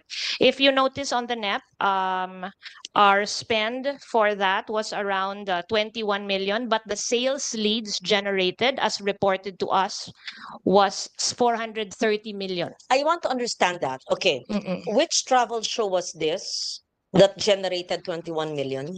No, the budget to mount the show is 21 million Where? in the Arabian Travel Mart, Madam Chair. Arabian Travel Mart, Yeah. which is not part of your NEP. Yeah, So the budget to mount your booth, is everything 21 else is million. 21 million. Yes. And how much sales lead and how do you quantify that? If it's a lead, Mm-hmm. did it lead to Yes. the business opportunities and tourism arrivals? How do you measure that? So the sales leads are reported to us by our private sector partners who fly with us, who do the meetings with the buyers from around the world. So in this show, we had around 15 buyers with us, and the 50 sellers with us, and the sales leads generated as reported to them by them to us was around 430 million pesos. And the investment's only 21 million pesos. 130 million pesos can be quantified through arrivals. So it's reported to us because those are bookings, confirmations of our private seller from the buyers that they booked for travels into the Philippines. Okay, you bring the sellers there Yes. physically. Yes. Do you spend for them No. on their own? On their own, yes. We subsidize The spend their is for the booth, the yes setting up. and the appointments. What- So we pay. So for every private sector seller, they have a series of booked appointments. And let's say you bring 10 sellers. Yes. Mhm. And they report to you after how many months? And how do they quantify from everyone they talk to, ito ang nag-book, ergo 400 million. Ganun Yes. ba yun? Ganun ho yun, So ganun you're ho yun, able to Madam measure Chair. it directly. Yes. Okay. Yes. Please give me, based on, maybe you're not able to measure 2024 yet, di pa tapos. On your 2023 travel, whatever you call it, travel mart, fair, show, whatever. Yan, ha? Not the jurisdiction, but the show itself. Mm-hmm. How much did you spend for that? Mm-hmm. How many did you bring? Sellers. Mm-hmm. What are they? Tour operators, travel resorts, agency, travel agencies, resort owners, tour destination operators, management companies. yeah. Yes. Iba, yan. Sinama doon. And what were the reports to you? In numbers lang that they generated sales from, Mhm. right? Yes. Kasi it's not just people met, people to people meeting, hindi lang ganun, di ba? Mm-mm. It's actually sales made. Yes. It's actually people who came to the Philippines and booked in hotels and ate in restaurants and rode our buses. No, to clarify, And Madam Chair. airfare generated, right? Yes, no. What is reported to us are their meetings and booked and confirmed appointments during the show. Confirmed appointments just for meetings. No, sorry, confirmed bookings. Bookings. Yes. Yeah. Which will be realized in pesos and cents, right? Yes, yes. But we are not able to capture that when it's realized. You Because should be able to- sometimes when it's confirmed, it can happen in the next few years or, yeah. Okay. Yeah. Maybe part of your monitoring should be seeing it through, because there could be meetings held, pangako, MOA, wala mangyari. So we're not sure if it translates to actually tourist arrivals, airfare booked, paid for, buses rented, hotels stayed in and paid, and tours availed of, Yes. right? Yes, Madam Chair. Moving forward, we can try to study how best we can capture that data. But we do have the report of our arrivals. Versus Okay, our if you're- spend into the market. in your limited experience, because you've only been there for 1 year or 2 years, right? 1 year. Mhm. Which destination or no, which jurisdiction is most interested in coming to the Philippines for conferences? Well, to share, Madam Chair, I'm told that the sales leads that we are seeing in the past 2 years are the highest ever that the agency has ever seen. To share, recently we were in Bangkok for a MICE show. It's called IT and CMA. And the sales leads generated for just, I think, 3 or 4 sellers were around 1.7 billion. Booked conventions, conferences. So, and they say it's quite promising. So we constantly have conversations with our private sector partners on how we can do things better. And they're saying that we're seeing very good numbers the past few years. So I want to understand which of all the jurisdictions you visit and which of the trade fairs in those jurisdictions have generated the most interest for the Philippines. And in the Philippines, which province, region, city, municipality, area has been most Sought used, after. sought Yeah. after Yeah. of this? Yeah. Off your mind now, which? Off the top of my head, Madam Chair, the biggest shows in the world are the ITB in Berlin and the World Travel Mart in London. Okay. And Ah. that's in your net. It's in our net. Oh, Yes, it's important yes. you go there. Yes, very important that we Okay. have presence there. Actually, since again our budget was cut, we really had to identify the top shows and why. Let's say the ITB in Berlin. What generated interest among your destinations that you're selling from the Philippines? I can get a full report for you there, Madam Chair. But in Europe, mostly, they are into incentive travel, so into experiential tours into the Philippines. So Explain to me, experiential tours and sorry, Experience. incentive travel. Yeah, for them to come into the Philippines, let's say to Cebu, Bohol, still diving. We see a lot of diving still. We're trying to really promote our community-based tourism to really bring them into our communities, Madam Chair. To add, actually, as we were talking about the community-based tourism of the DOT, in the Tourism Promotions Board, we have a small budget also to enhance further the PEP of the DOT. For instance, after they do the PEP, we then come in with either designers or brand builders to partner with the different communities to create, I mean, a collection or more focused support. may into I their- know what do countries like Indonesia or Thailand or even Vietnam do that we're not able to do due to budgetary constraints? Well, number one, ma'am, since the MICE industry lives within our agency, I think that is a big opportunity for us to put budget into. It's part of our request at the proposed budget outside of our NEP. It's called our Enhanced MICE Plus program. So with this, we give incentives to big groups coming into the Philippines. So for instance, if there is a big group of 200, we then say in government, we will incentivize that group. So we can host a dinner for 200 people with cultural entertainment, which we further enhance. So we would like to be able to support more big groups coming into the Philippines, sana. And without that budget, which you said is in tier 2, it's not in your NEP, what would you be doing? Oh, we have 60 million in our NEP right now, but our proposed budget outside of NEP is 50 million. Right now there's 60. So we will be, 16 million for the enhanced MICE Plus program. So to further explain, to maybe host a dinner for a group of maybe 200. In short, without this budget, okay, 15, No support. hindi nyo papakainin. Yes. Hindi kayo mag-host. Anong pag-host Yes. ninyo? Walang pang-host, Madam Chair. And we only have to choose 15. Mga 1 million ideally to support to No, host a just, dinner. just kind of, as detailed as that, based on your present budget, if you're to host,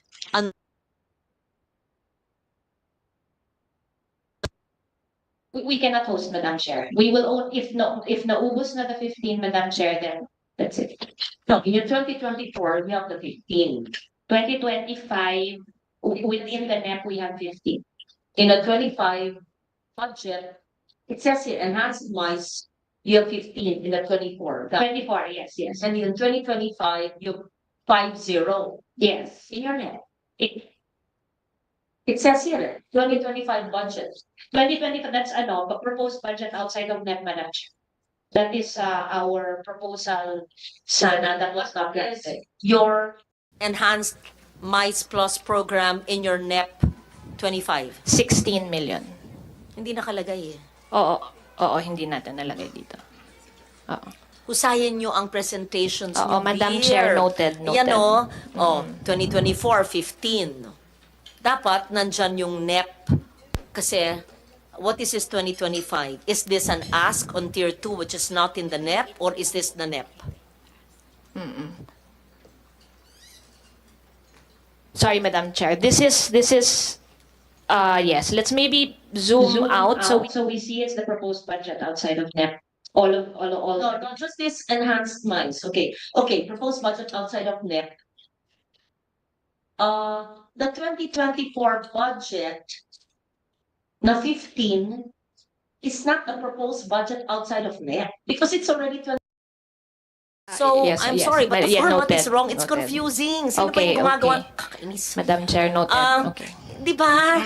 How can it be a proposed budget outside of NEP when we're already end of 2024 a year?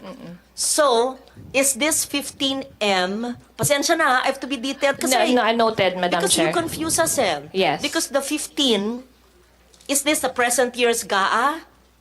Is this GAA 25? 15? The 15 is at 2024. Anyway, ganito. Oo. Bigyan na lang yung sa akin para gusto ko Yes, kayong Madam tulungan Chair. eh. Kung Yes, kino-confuse nyo ako, ano ba tong, bakit yung sa DOT budget maayos, itong gumawa ng art card ng TPB, iba? Noted, Madam Chair. Sino bang gumawa niyan? So, is the 15, what is this? It's not an ask because it's already the end of 2024.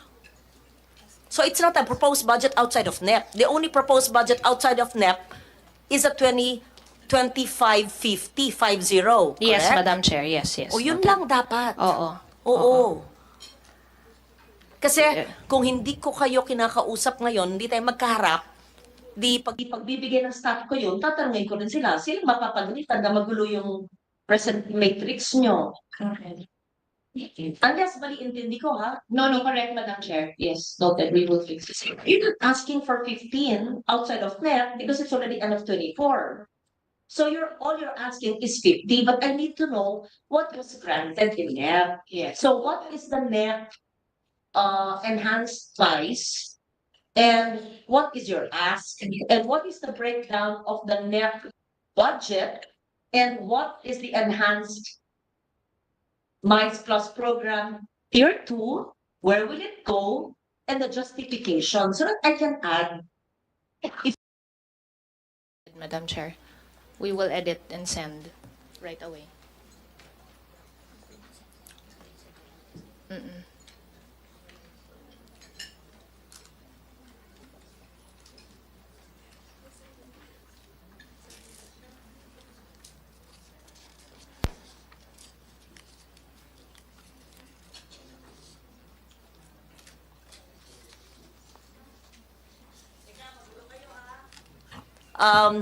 Ito, according to Attorney Deblon, may submission naman kayo sa akin nang hinihingi nyo 1.5.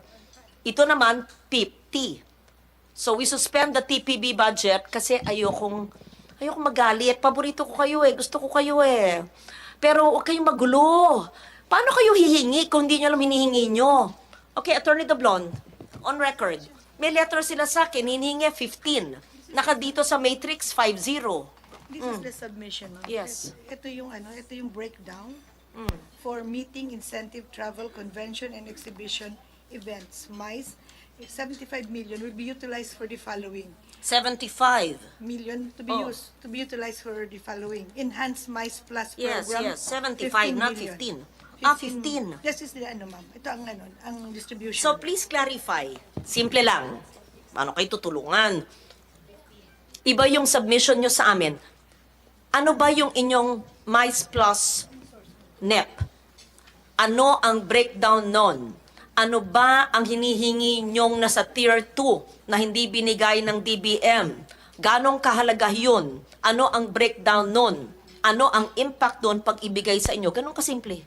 Can you answer it now? Yes, Madam Chair. So our request is 50 million. If I may take, can I take a look at the letter that says otherwise? No, my request daw. 15 million na 2024. 15 million yung nasa COB natin. 2025. Outside nip is additional 50 million. Ito po. This is the one included in the net. So, ang hinihingi po natin outside of the This is included in the net. Yes. 15 and 15. Yeah. Madam Chair, if I may, so here what they shared with us, so this is included in the NEP, the 15 million. What we, the proposed budget outside of the NEP is the 50 million for Enhanced MICE Plus, Madam Chair. Teka, dear. 2024 budget, 15. Oo. 15 also ang 2024, Madam Pareho. Chair. O ganito na lang. Kasi madedelay naman yung ibang hensya, no? Bigay nyo sa akin, Okay. kasi ang liit naman ng budget nyo, ano yung tier 2 nyo, at yung justification. Tutulungan ko kayo.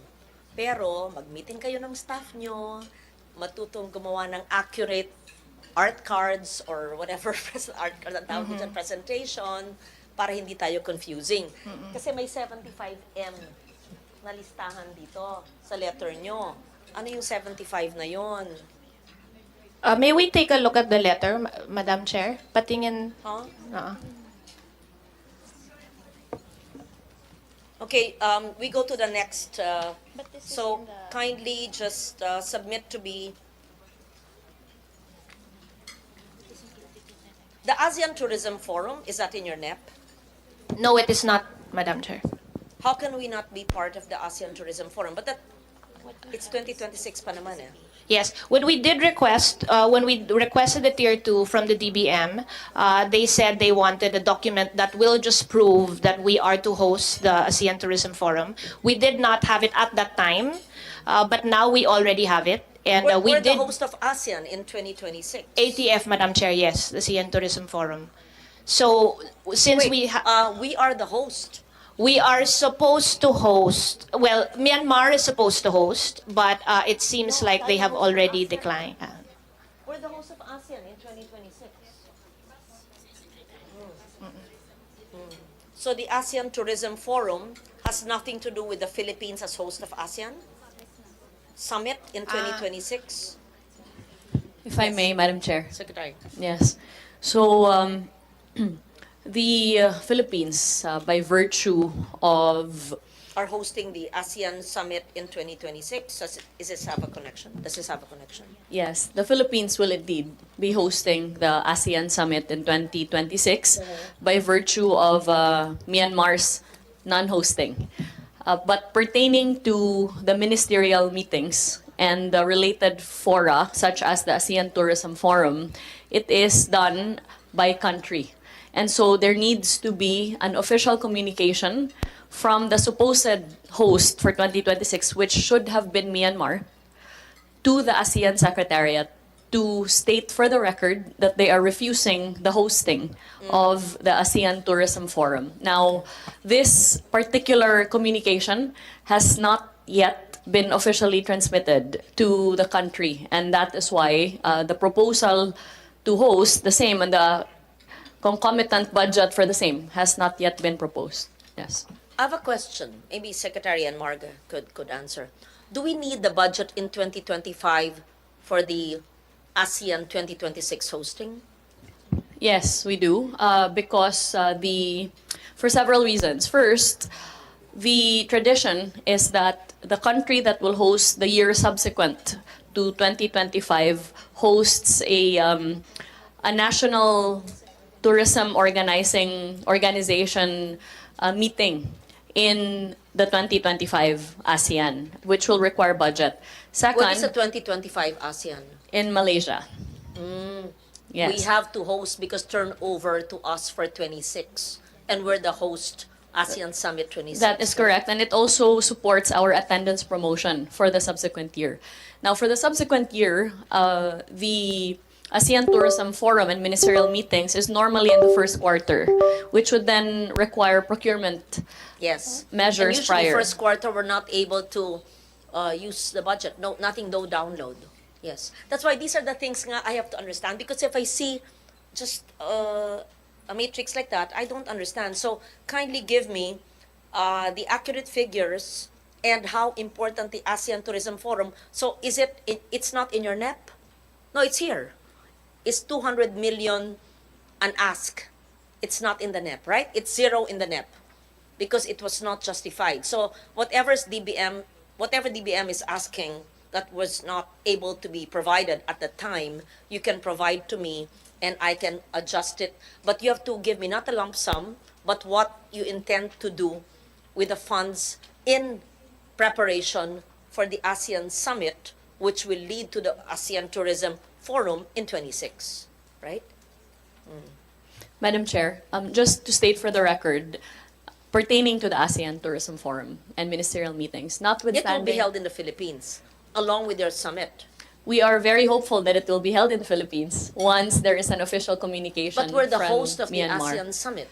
Yes, in the Philippines. explanation at the time when I attended the ASEAN Tourism Forum in Lao, PDR, is that the designation for the ministerial meeting specific to tourism is not automatic and is not attached to the country hosting. So the country hosting of the ASEAN Summit is not necessarily the host of the ASEAN Tourism Forum. Correct. And in so this year, it was in Lao Laos, PDR. where you just came from, right? Correct, in In the Laos. beginning of this year.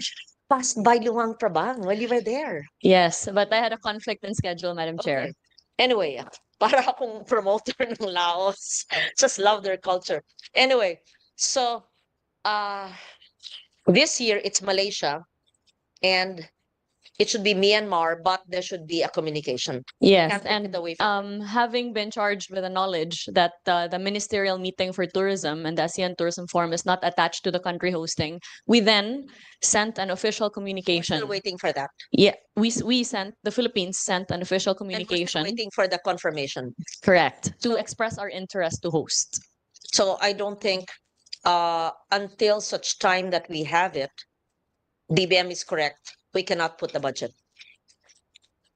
Well, yes, that's correct. Though I believe that the likelihood of It has to be a confirmed letter, correct, a yes. confirmed communication that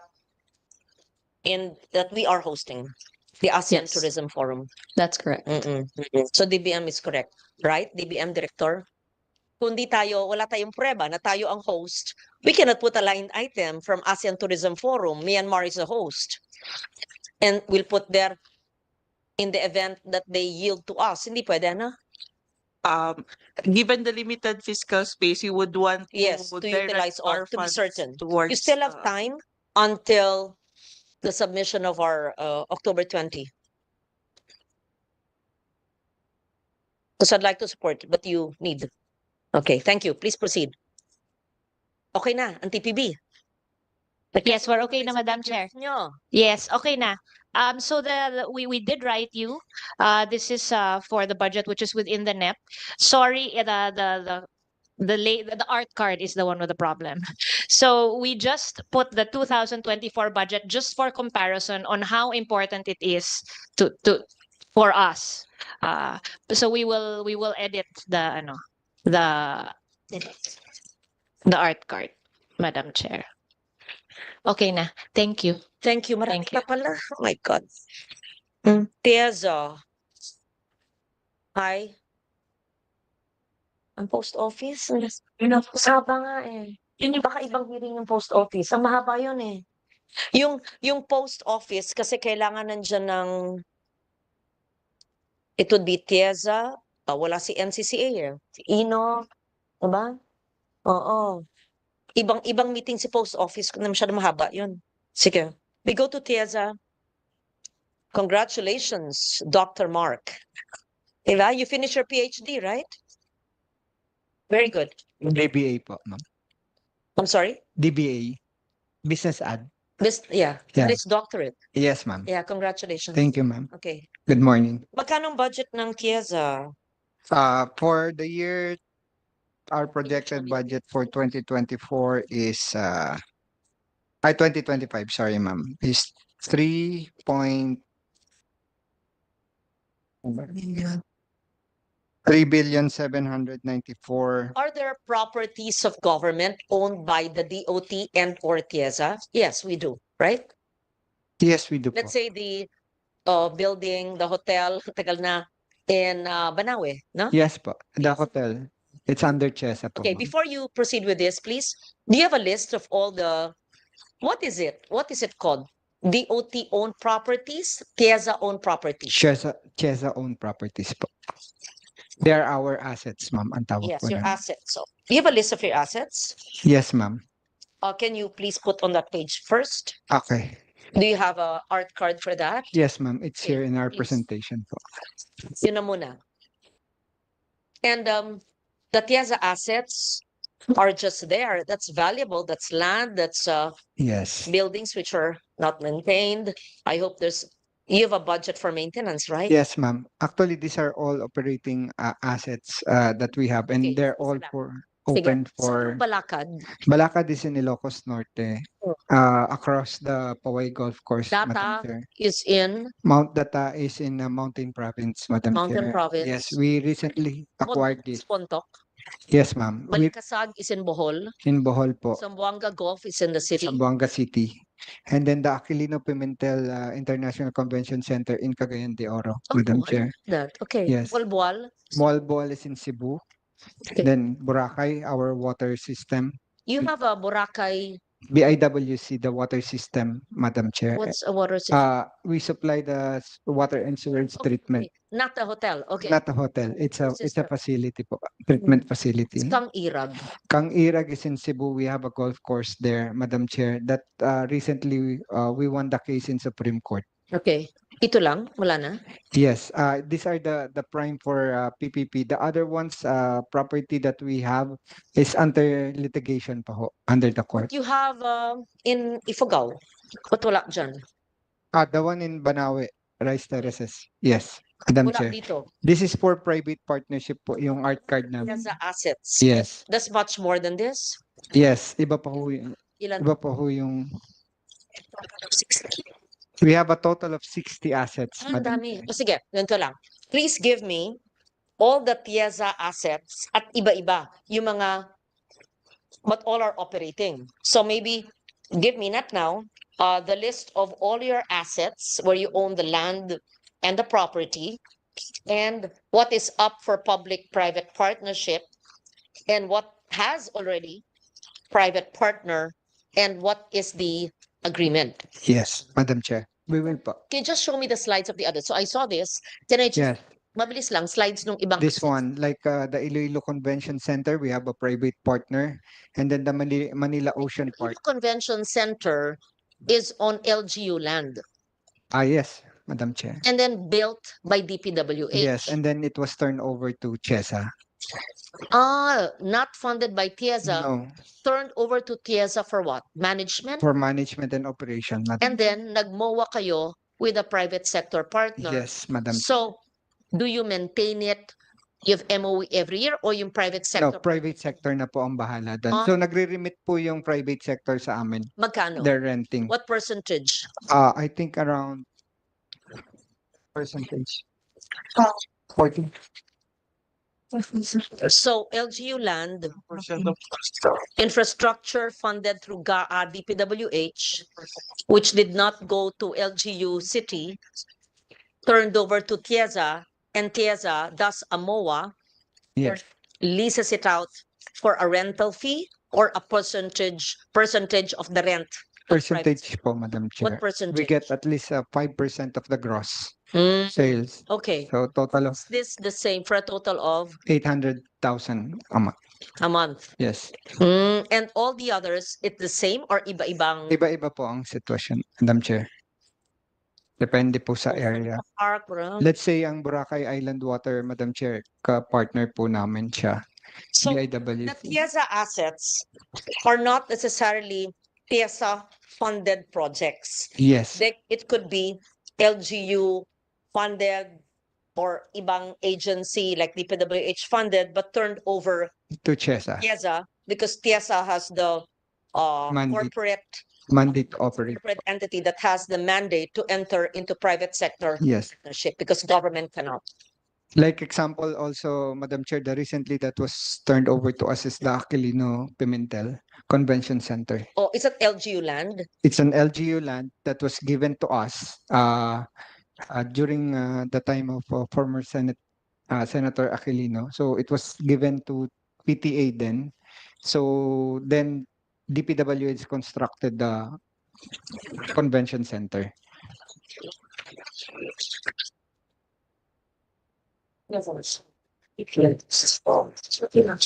Kayo na si PTA, di ba? Si TIZA na. Yes po, kami na po yan. By virtue of 95-93, ma'am, Kaming nag-merge. 209 law. Yes, Yes. the 2029 tourism law. Meron pa kayong property sa La Union, di ba?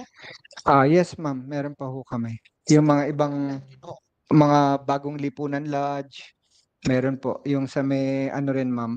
Wala lang po dito sa mga art card namin dahil they're not operational, ma'am. They're vacant land as of now. So kindly give me a list Yes. of all your assets and if you built it or if you yung detalye. Open for PPP po. Yes, ma'am. Yes. Thank We you. will Okay, submit it. proceed please.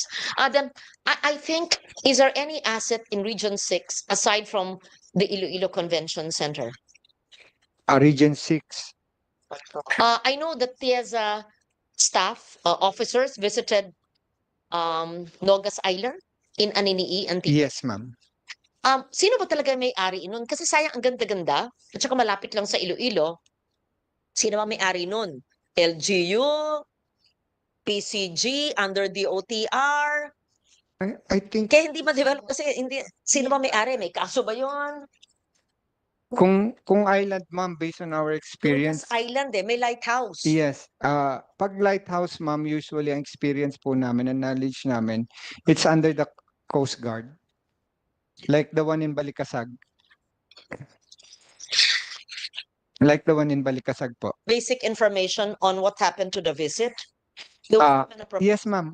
They're already deliberating the going for the detailed engineering program po. They already inspect Kung ang may-ari ng ng island, ma'am. hindi yung island, sino may-ari ng island? LGU Aninii. Yeah. Pero meron doon Lighthouse, lighthouse, which is under the Coast Guard po. Coast Guard, usually. under the OTR. Tapos sabi mo, marker ng NHEP. So parang ang pagkaintindi ko, nag-aaway mga ahensya ng gobyerno kung kanino Yes. yun. Opo. Kaya hindi tuloy ma-develop, di pwedeng away ng away. Yes. We have to ascertain the ownership and then we provide. But can TIZA have the capability to fix it, enhance? Yes. Kaya We can po, ma'am. tayo. Yes, we can. We have the same situation in Balikasag, ma'am. The ownership also is being argued by the Coast Guard and the Navy. So yun po yung sitwasyon din namin doon. But we only have on the island, the property that's being taken care of, CHESA, is only 1.5 hectares. Pero we're taking care of the whole island. But the ownership is not under CHESA. Oh, sige. Just give me please all your assets. Yes. Visit sana ni, I saw a preliminary report and the detailed engineering if Yes, ma'am. we are to assist them. Yes, ma'am. Okay. We will po. Sige, thank you. Mm. Proceed please. Yes. You want me, ma'am, to continue with all or proceed with the uses of funds na kami? But- Sige. Can you start with your presentation?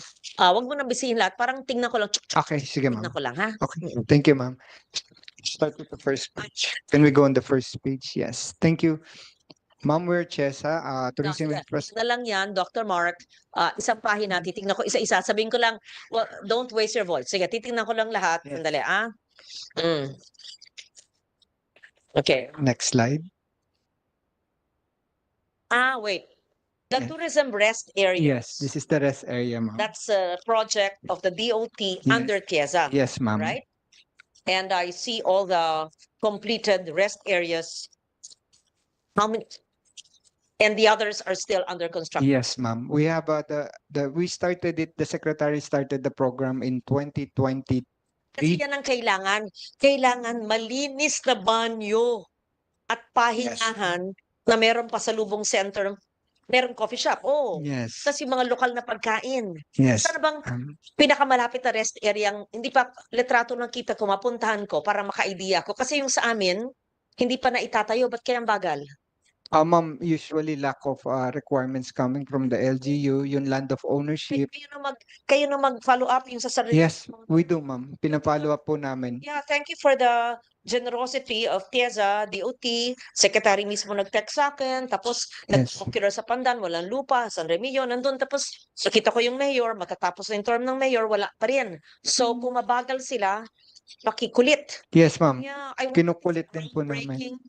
Kasi ma'am, usually po, these are already board approved. So, hindi po pwedeng kinukulit din namin kasi sila talaga dahil para ma-implement po namin yung mga projects.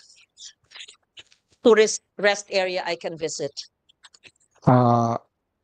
Pinakamalapit.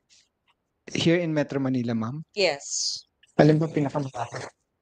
Sa ano? Intramuros? Wala? Wala po kami, ma'am. Well, Di ba dapat sa Intramuros para may yes. malinis na banyo? Yes. Wala pa ho kami here in Manila, ma'am. Kasi countryside muna po yung inuna Countryside, namin. okay. Yes. Lapit sa countryside, sa Batangas. Yeah. We have in Batangas na ginagawa po ngayon, ma'am. Saan? Sa may Lobo area. That's one. Lobo, tama? Yeah. Lobo. And what's the other one? San Jose. Yeah. We have in San Jose del Monte daw, ma'am. Tinatanong Attorney Doblon, lagot kayo. Yes. Bakit wala daw sa Maharlika Highway pag uwi niya ng Bicol? We do Wala have. siyang mapuntahang banyong malinis. Meron pong proposal for, Senior citizen. may proposal po, ma'am. Your ask. Bilang 40 years na at nagretiro na sa Senado, pagbibigyan mo ba si Attorney Doblon? Yes, we will po. Saan? Ilang oras? Yes. 10 hours. Ayan 10 Yeah. hours biyahe ng senior citizen na umuuwi by land. Mhm. Wala raw mapuntahang banyong malinis. I think, ma'am, that's the objective of the secretary is to really put up this TRAs para magkaroon po ng rest area sa mga national highways natin. At pwede ko mapuntahan. Pinakamalapit. The one in San Jose del Monte, ma'am, that's the nearest. Yun na po yung pinakamalapit. The other one is in Lobo, and then Magkano isang rest area? 10 million po, Madam Chair. Pala Yes, ma'am. mag-amenda kung marami. Yes, ma'am. Sige po. Thank you. Yes. Oo. Alam mo, Metro Manila, ang daming turista. Kailangan Yes. tayo. Yes. Tapos mag-aamenda ko, papuntang Nasugbo. Ano mo, Yes. stop pa ako sa mga Petron stations eh. Pare-parehas po tayo, ma'am. Jollibee, Yes, ma'am. Sakdo, ayan. Yes, ma'am. Mang Inasal, ma'am. Okay. So, maglalagay ako sa Nasugbo. Yes, ma'am. Siguro maglugay ako sa Lemery or Taal sa kabila. Okay. Lemery. Taga Lemery ka ba? At alam mo, exactly. Either Kalaka or Lemery. Pag ganon, ay mga gala-gala, alam natin. O kabila, Nasugbo. O sa gitna, sa may tuwi. Yes, ma'am. O tatlo. O hindi, marami pa. Tas punta, ay marami akong gagawin sa inyo. Okay. Patikin. Pero dalhin niyo ako sa pinakamalapit sa kumakita. Wala pa po talaga. Laguna, wala kayo? Sa Laguna, which one is sa Laguna? Wala pa tayong Laguna. Ilan na ba ang natayo nyo? Ma'am, wala. Nasa 32 pa lang po 32. kami ongoing. Pinakamalapit. Yun po, San Jose del Monte pa lang, ma'am. Nag-start po kasi kami, ma'am, sa labas, going Okay. yung farther, like Batanes, Sulu, Tawi-Tawi. So ito po yung mga nabigyan na ng Bukidnon. City, wala kayo. Wala pa ho kami sa Marawi, ma'am. Mena. Wala pa ho. Tinatanong Sa Sulu, ma'am, meron na po at saka sa Tawi-Tawi. And then sa Bangka, Marawi City. Bakit yes, si Sec Mina Pangandaman, taga Marawi, walang linagay? wala. Oh. Ba, ikaw in charge ng budget, maglagay sa Marawi. Yes, Diba? ma'am. Oh, pauwi ng Albay, 10 oras, maglagay. Yes. Determine nyo saan. I think, Ako, mag-aamenda ko sa dulo. Ang daming turista doon, Nasugbo. yes. Tapos sa kabila, mamili kayo sa Kalaka or Lemery. Pag, oh, Actually, yung pong target ni Secretary, meron na. yes, ma'am. Ilang square meters ang lupa? Depende po sa availability but maximum of 500 square meter, minimum of 200 square meter because kasama po yung parking, ma'am, kasi kailangan po pati yung mga bus kasama dun sa parking dahil yung mga tumatravel. Dahil ang objective po ni Secretary from the stretch of the Marcos Highway going to the Maharlika Highway, yung straight Luzon travel area, kailangan marami po kaming mailagay because this is the You turn this over to the LGU or you keep it under TIZA? No, Baka mamaya, yung with- maintenance, no? we turn it over to the LGU as a program of our secretary. We have a MOA with the LGU together with DOT and the regional directors are the one who's monitoring for the maintenance of these TRAs, Madam Chair. Okay. And I think they're being rewarded depende po kung papaano nila ma-maintain. Maintain ba nila? Yes. Kasi minsan, at saka dapat lahat may tubig. Alam mo, sakit talaga natin, magtatayo, Yes. tapos walang flash kasi daw walang tubig. Eh, ba't magtatayo na walang water connection? Meron po yan, ma'am, including solar lights po para medyo tipid sa kuryente po. Roof? Roof po. Sa roof po, ma'am. I see. Okay. Sige. Okay, let's proceed, please. And we received an award for this, ma'am, in Singapore. Just to inform you, the secretary received the award po. It's also in our presentation. Yeah. Ka-humble naman ni Dr. Mark. Sige, Di ba? let's proceed. Okay. Thank you po. This is our project in San Juanico Bridge Lighting Project, Madam Chair, in summer, na inilawan po ni Presidente. And then next slide, please. And then this is the amount that before it was turned over to us by the LGU, ma'am. So, and then we rehab po, and this is the new look of the Mount Data right now. And we also have some inquiries already for PPP for this one. With PPP Center, ma'am, kasama na po na. Yes, ma'am. This one in Mountain Province po. And then the Banao, next slide please. This is the Ranger station in Tubataha na tinurn over po namin yung budget dun sa Tubataha Foundation who's helping us to build this one kasi. Text sa akin, maglagay sa iba-ibang lugar, oh. Yes, ma'am.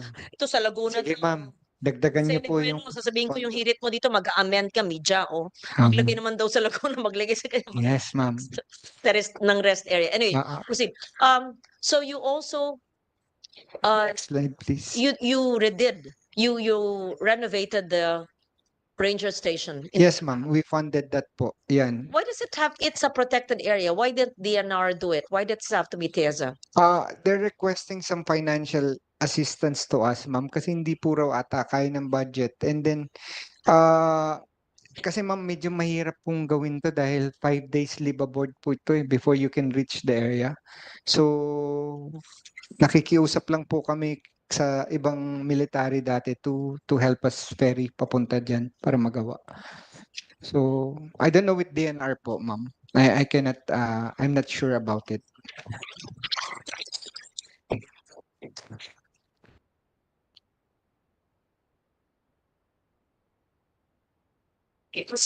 Next slide, please. So these are the rehabilitation effort that we did in Banawe Rice Terraces, Okay ma'am. na yan, proceed. So ito po, Yes. next. Thank you. And then this is the rehabilitation of the Banawe Can you Hotel. call it a Banawi? Yeah. This is the old look, current look, and then we will transform it by next year sa ganitong look na po siya, ma'am. But you always take into consideration the aesthetics and Yes, ma'am. the heritage. Yes, kasama po. Yeah, yeah. We Yes. don't make it contemporary or modern No. without taking into consideration the culture. Yes, we considered that, ma'am. Yes, thank you. Yes. Please proceed. Next slide, please. Photos na lang kasi we're Apa. running out of So time. this is our IPA, ma'am. Ito po yung mga investment na na-create ng TIZA under as an IPA sa TEZ po namin. 187 billion committed investment, 144,190 committed jobs generated. And then we have 13 master plan Committed investments Like- from whom? from the hotels that were being built, ganito po, theme parks. So those are the example, ma'am. Na, Okay, you also have tourism master plans. Yes, for LGUs and some TEC areas. Are these the plaza projects? No, different. No, ma'am. Comprehensive master plan po. Let's say, yes, for LGU, ma'am. Tinutulungan po namin sila. Let's say, ma'am, for Antique, we can create a master plan for Antique for tourism. So, kung saan po malolocate. When you say you do a master plan for a province, Yes, ma'am. it's not just infrastructure, No. rest areas, do this, No. but We address the power, the water, the solid waste management. Where to have you look? done this for any province? Yes po, we did Which po. is the best province you've done a master plan for? I think San Vicente, ma'am, in Palawan. We did Oh, it. the town. That's our model. Can I see the master plan of San Vicente? Yes, one? ma'am. We will Did give you a copy you po. contract TIZA to do it? Yes po. We declared it as the whole LGU as a tourism enterprise zone. So the LGU asked TIZA to do a master plan, of course, in consultation. with Yes, locals, opo. and you declared it a, Tourism enterprise zone. after TIZA assessed it, you don't necessarily have to fund it. No, kasama po yung funding namin kapag na-declare ka ng tourism enterprise zone, ma'am. How much funding you put into It depends on the need that will be determined by the master plan, ma'am. Let's say for San Vicente, ma'am, we were tasked kung wala pa hong kumukuha ng private sector to create water, electricity, even for sewerage facility. Yes. We can come in and implement it depende na lang po sa Do budget you have talaga the namin. capability for that? With the, Please give me the San Vicente master plan. yes. And that can be done, let's say, for Pandan Antique. Yes, Example ma'am. lang, because the Bugang River was once declared as the cleanest river, but because of growing population, Yes, ma'am. now yung napupunta na doon ang Yes. sewage na untreated, so dapat Apo. ng water treatment, hindi ba? Tapos nandun yung Malumpati Falls at Mm-mm. nandun naman yung Northwest Panay Peninsula, and it's 45 minutes away from the Katiklan Yes, Airport ma'am. in Aklan.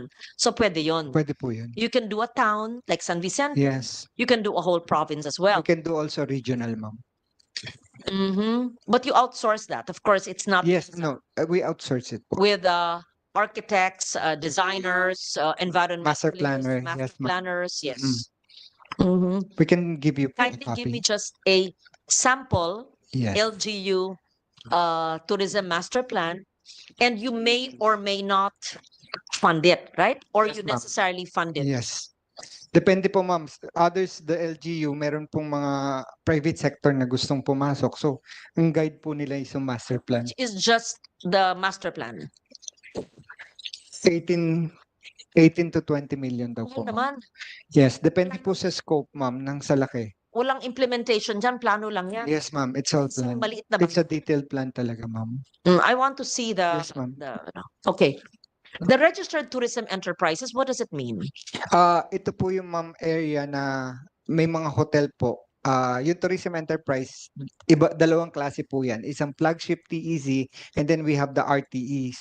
Ang flagship TEZ, it's a big area kung saan hawak po siya ng TIZA na nag-i-invite po kami ng mga locator, iba-ibang locator inside the TEZ. How do you how does an LGU become a tourism enterprise registered zone? They apply to us, ma'am.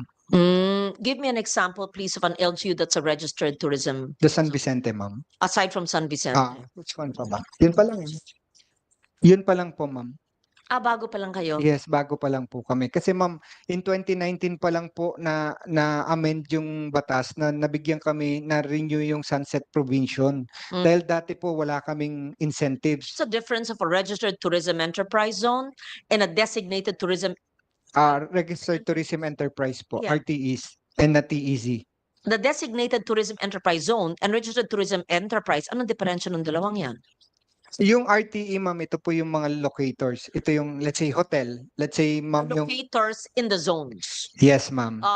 There's only one designated tourism enterprise zone of your new project, and that's San Yes. Vicente. San And Vicente. the tourism enterprises are the locators Yes. in San Vicente. In San Vicente or even outside, ma'am. Yung registered But you tourism need to be enterprise. declared or designated as a tourism enterprise zone? No, or- ma'am. Yung RTEs, hindi po. Let's say, ma'am, clear ko lang po para hindi po kayo malito. Let's say, ma'am, yung Enchanted Kingdom is a registered RTE sa amin. So, nag-apply po siya under dun sa charter namin for RTE. So, nakakakuha po siya ng incentives for that alone, for that business. Philippine Arena is also under us. Teka. So, an enterprise, Yeah. whether a theme park Yes. or arena Hotel. with infrastructure or a hotel or a resort Yes. can register as a tourism enterprise. Yes po, ma'am. And when they do and you accept them, what do they benefit from? They benefit from income tax, holiday, importation tax. They can grant visas. Then sa PEZA. Yes, But ma'am. I see. But this is- tourism aspect po kami. Correct. Yes. Okay. How many, give me the list of all registered tourism Yes. enterprises. We will. Marami na, konti lang Marami na nag-avail. po, ma'am. At nakikinabang na sila? Yes, Or ma'am. baka mabagal ang bureaucrasya ng Hindi gobyerno? po. Marami na po nakinabang. So these are tourism enterprises, whether resort, hotel, building, etc. Yes, ma'am. Yung designated tourism enterprise zones, Yes. what are those? That's different, ma'am. Like the one in Rizal, it's a flagship TEZ. Corregidor Island is a declared flagship TEZ. So hindi lang mga isang building, Hindi po. isang It's hotel, a yung zone, malaki. Malaking land po siya. like Minsan San town. Vicente, you Yes. said is a designated tourism enterprise Yes po, zone. ma'am. Opo. LGU San LGU Vicente. po. Ito yung parte to ng Tourism Act. Yes, ma'am. Part of the 2009, 95-93. Yeah, And then 2009. in the zone, ma'am, you can invite investors to come Correct. in I to look. remember debating, now I remember naalala ko na, panahon nila Senator Gordon, Yes, namin noon. Yes, co-author of this law. Including Senator Lapid po kasama Of yung course, of Yes, course. Yeah. ma'am. Ang galing na anak pala, Senator Lito Lapid, of Yes, ma'am. course. Nakakatutong batang to. Sige. Yes, ma'am. We'll submit po the list. Please submit. I want to, so isa lang yung designated tourism enterprise zone, San Vicente, pero marami ng tourism Yes, enterprise. Marami pong enterprise, ma'am. Rizal Park, yung west side. Marami po yan. 5 po sila, ma'am. We'll submit it to you. But the Sige. concrete example for LGU is San Vicente po. Okay. In Palawan. Sige. Alam mo, i-roll out natin yung impormasyon na ito. Yes, ma'am. Kasi ang ganda para lahat ng 1,600 cities and municipalities mag-aspire. Yes. Hindi naman lahat kaya mag-register. Pero ano ba ang benepisyo na maging tourism enterprise zone? So papangalagaan mo ang kapaligiran mo. Hindi ka mukhang nakatambak dyan ng basura. Ang tao magiging mas mababait. Yes, ma'am. Walang krimen para pumuntang tao, magkakatrabaho, di ba? May community-based project sa ilalim ng product development, magkakaroon ng skills training para makatrabaho ang tayo. TESDA yan or sa iba-ibang ahensya ng gobyerno. Di ba? Ang dami. So pinagkabit-kabit ko na yung pinag-uusapan natin ng ilang oras, di ba? Yes, ma'am. Oo, sa product development, ganyan. Tapos may tourism rest area tayo dyan, mag-training, may trabaho ang tao. O ganon. Okay. So,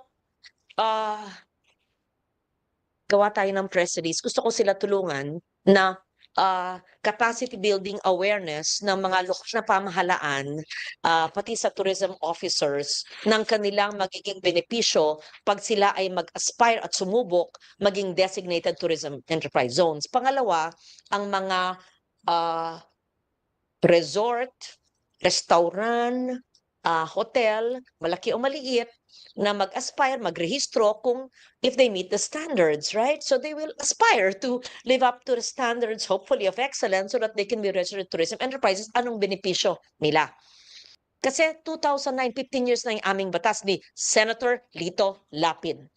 Ni Yes, ma'am. former Senator Richard Gordon Richard at ang Gordon po. inyong lingkod. Yes po. Pero parang hindi pa na ma-maximize. Hindi alam yan.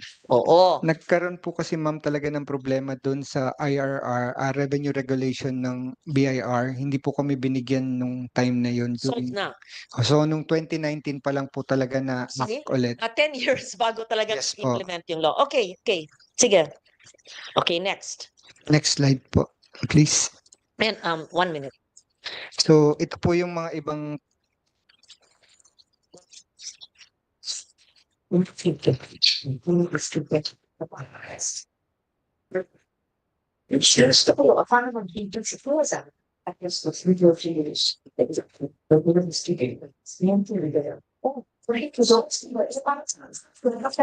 Okay, next. yes ma'am, kamukha po nung nabanggit nyo Sige, kanina. okay This, na. Marami na. Philippine yes, Investment this is Committee, the, next art card. yan po. Okay. Yan. Ah, So ito. hyperbaric chamber po.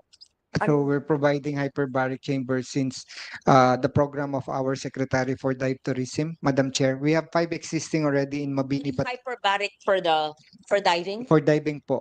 So, but that the first model that we implemented in 2013, that's in Mabini, Batangas, Mandaue, in Cebu, Puerto Princesa. Ang kailangan for diving? Yes, ma'am, kasi ito po yung pag nagkaroon ng Nagay sa resort o sa LGU? sa hospital po, ma'am, sa LGU. Yes. So, Kailangan malapit po siya sa hospital kasi guided po siya ng doktor, ma'am. yeah. Ito po yung biglang mga nagsushoot up pag nagda-dive kayo, ma'am. So nagkakaroon sila ng bench. A hyperbaric chamber system is a necessary Yes. Facility, ma'am. facility for all dive destinations. Yes, ma'am. Paano yung mga ang daming dive destinations wala sa listahan nyo? Inuunti-unti po namin. Ito po yung maraming market na, ma'am. Magkano ang isa? Mga 60 million po ang isa. 60. Yes, ma'am. Wala ang Boracay? Meron po, ma'am, on the second phase on the 2023. Naglagay po kami sa Boracay, sa Puerto Galera, sa Darwin Negros, in Camiguin Island, and then Bantayan, Cebu. Who implements it? Who uses it? Iba-iba po, mga divers, ma'am. Ito pong second phase namin, ma'am. RHU sa rural Yes, health unit apa. ng municipality, Municipality, the polyclinic or the district hospital. district hospital. Depende po sa availability kung ano pong clinic na meron, ma'am. It should be a government or DOH retained Yes, hospital ma'am. or Hospital. an LGU medical ma'am. facility. Opo. It can't be a Hindi private. po pwedeng private. Oo. Makukuha po kami. Yes, ma'am. yes. Nandito po Okay, sila sa okay. kabila. Nandito po sila. Hindi raw po pwede, sabi nila. 60. 60 po ang isa. Kasi yung bago pong inano namin, ma'am, based sa computation po namin, yung dati po 3+1, yung first 5. Yung ginawa po namin, pinurchase namin ngayon is 6+1. Plus kasama na po yung wellness. Yung first 5 na pinurchase namin, it's purely for diving activities lang. But for the second part, pwede na po yung wellness na i-consider. When you have the hyperbaric chamber system in a hospital, in a near coastal area, you can already have diving there. Yes, No matter how rural or how small, ito lang ang kailangan. yes, ma'am. Kailangan po yan. Okay, but there are many dive resorts without this. Right? Without that. So paano sila? Let's say, ma'am, in Mabini, Batangas, which is Anilao, yun po yung pinakasikat na dive area. Kaya naglagay kami dun sa may munisipyo nila. Siargao, bakit wala? Wala pa ho yung Siargao, ma'am. Wala pa hong diving doon. Surfing po siya. Doon. Surfing area po yun, ma'am. So, the one in, let's say, in Puerto Galera, ma'am, yan po, diving area po yan. And then the one in Apo Reef in Negros Oriental. Okay. And Region 6, that's in Boracay, in the island. yes po, in So, the island. sayang naman ang buong Panay kung sa Boracay lang ang meron, wala, let's say, sa isang ospital sa Aklan, sa Malay, kung saan ang Katiklan Airport, or let's say sa North Antique, na ang gaganda rin, pwede rin magka-potential for diving. In fact, we have dive resorts, pero wala kaming hyperbaric chamber system. Yes, ma'am. So, dapat meron sa mainland. Kasi, Well, ito yung mainland, alam mo naman yon, nandito ang isla, nandun lang. yes, ma'am. It's in a hospital in Boracay. Wala bang hospital sa Boracay? Pero Meron po ma'am, meron pong DOH regional hospital na nandun sa Sa island po. Yes ma'am. Kodo? Yes po. Sa may Tirol, Tirol ba? Anong pangalan? Tirol Regional Hospital. Siriaco, Tirol po. Dapat dahil yan, no? Aklan, Capiz, Yes. Iloilo, Pa.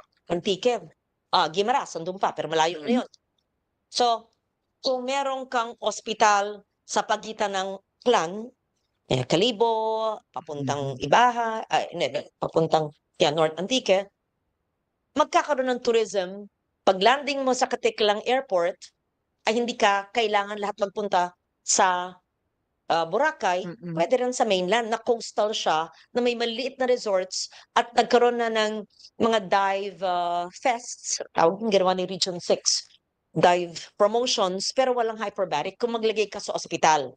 So pwedeng mag-occular kayo, hindi ako magdikta kung anong ospital ang pwedeng nating paglagyan yan. I'll amend the budget, or if you have nasa ano ba yan? 2025 net? Ma'am, wala po kaming hinihingi sa GAA. Wala po kaming request na budget, ma'am. Kaya kung mag-a-add po kayo, very much welcome Hindi. po. Maraming salamat. Teka.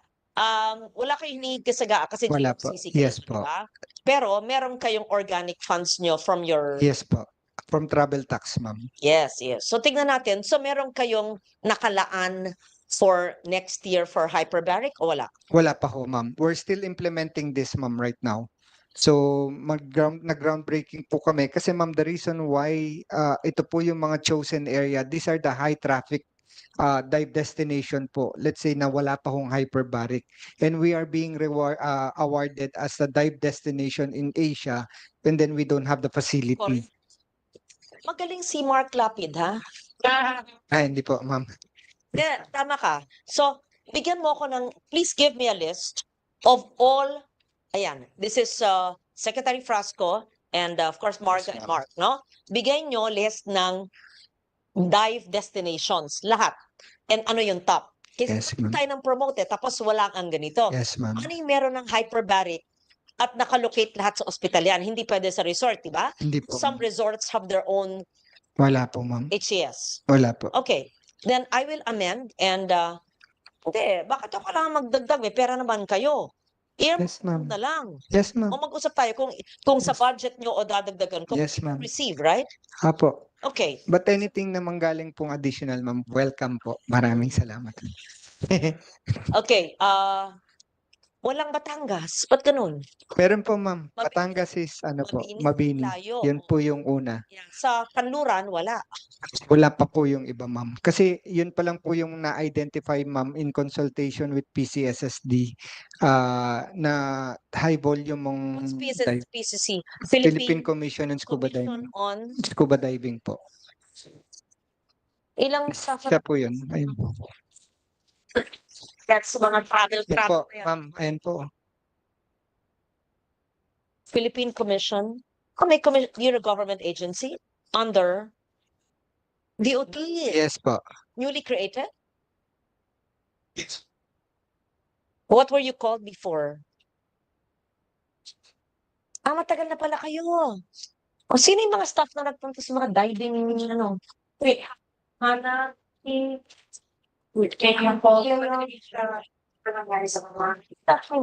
sige. Okay. We amend. Okay, proceed. Interesting. Okay. We will provide you po, ma'am, the list We're that you the number request. one dive destination. Yes, Where? ma'am. Southeast Asia? Southeast Asia po. Are we? Asia. Yeah. Asia's leading top Yes. diving destination. Okay. Yeah. We proceed. Next slide, Next slide. please. So, ito po yung kanina. Next slide. Yes, yes. Next slide. Then we already launched the online travel tax payment po. Proceed. Next.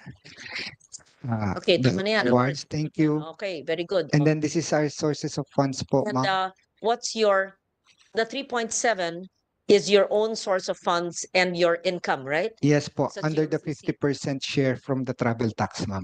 That's your only source of funds? Yes, apo. 1.5. Aside from this, meron pa ho kaming sources of fund, yung income po namin sa mga rentals, ma'am. Yes. Yes. Rentals of government assets, Yes. TIZA assets, and 15. Yes, 1.5 of the travel, percent of the travel Yes po. tax. Okay. 50%, ma'am. 50. 5-0 ba? Yes po. 40% goes to CHED, 10% goes to NCCA po. Ah, yeah. 5-0. Okay. Okay po. Next slide, please. This is the actual travel tax collection po namin from 2021 for the 5 years po. So, dahil nung pandemic, ma'am, tinamaan po kami. So, mababa po talaga yung Yeah, collection proceed, namin. please. Next slide, please. So, ito po yung uses of fund namin, ma'am. Okay, proceed. Next slide, please. So, ito po yung financial performance namin. As of August po, we already have 65% on our budget utilization rate po. Let's go. 10-minute break. Next. Okay na. Ayun po, ma'am, yung pinaka-last na importante, ma'am. Yes, ma'am. Ma'am, ito po yung pinaka-last na importante sa presentation ko. Basahin mo. Put in. Maraming salamat po, Madam Chair, naway madagdagan niyo po ang budget ng DOT. Salamat po. Sigurado, kaya nga ako tumatalikod eh. Sigurado madadagdagan ang budget nyo. Hindi, ang saya-saya ko matuto sa budget nyo. I mean, as in, that's why we're taking so long because binubusisa ako kayo. At pasensya na pag napapagsabihan, ayusin yung art card nyo para maintindihan ko. Kasi for sure, I would want to increase the enhanced MICE Plus para magpakain naman tayo. Hindi pa din ginugutom mga bisita. For sure naman, we want to participate in more travel marts. For sure, I want to put hyperbaric system in some dive destinations. For sure, I want to either earmark and or do more tourism rest areas and or community-based in under product development. I mean, we will do all these. So just be patient with me because I'm enjoying listening to you. But call of nature, I have to go. Can we have a 10-minute break? Walking and CR. No. What time is it? 12:04. 12:25.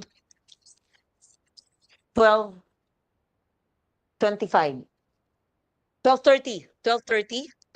And then we have to finish by 2 p.m. because of 3, no? Oo. 12:30. So we have 20 minutes. Tama ba? What time is it? 20 minutes. CR break. And because I don't like that we're eating maingay while we're, yeah? Okay. So thank you, but I see you then by 12:30. CR break. Thank you po.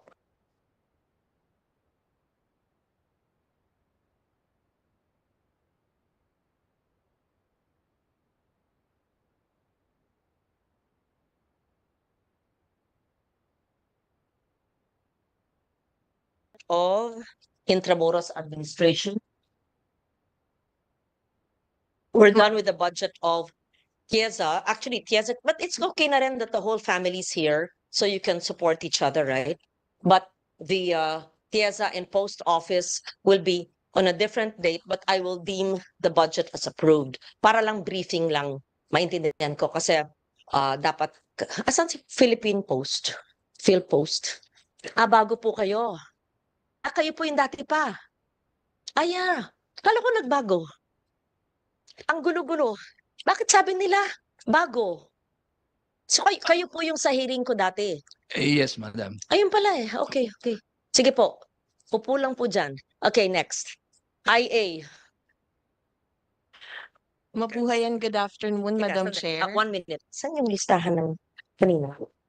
Ng agencies. Okay. Hi, good afternoon. Yes, ma'am. Yes, ma'am. You're an election lawyer.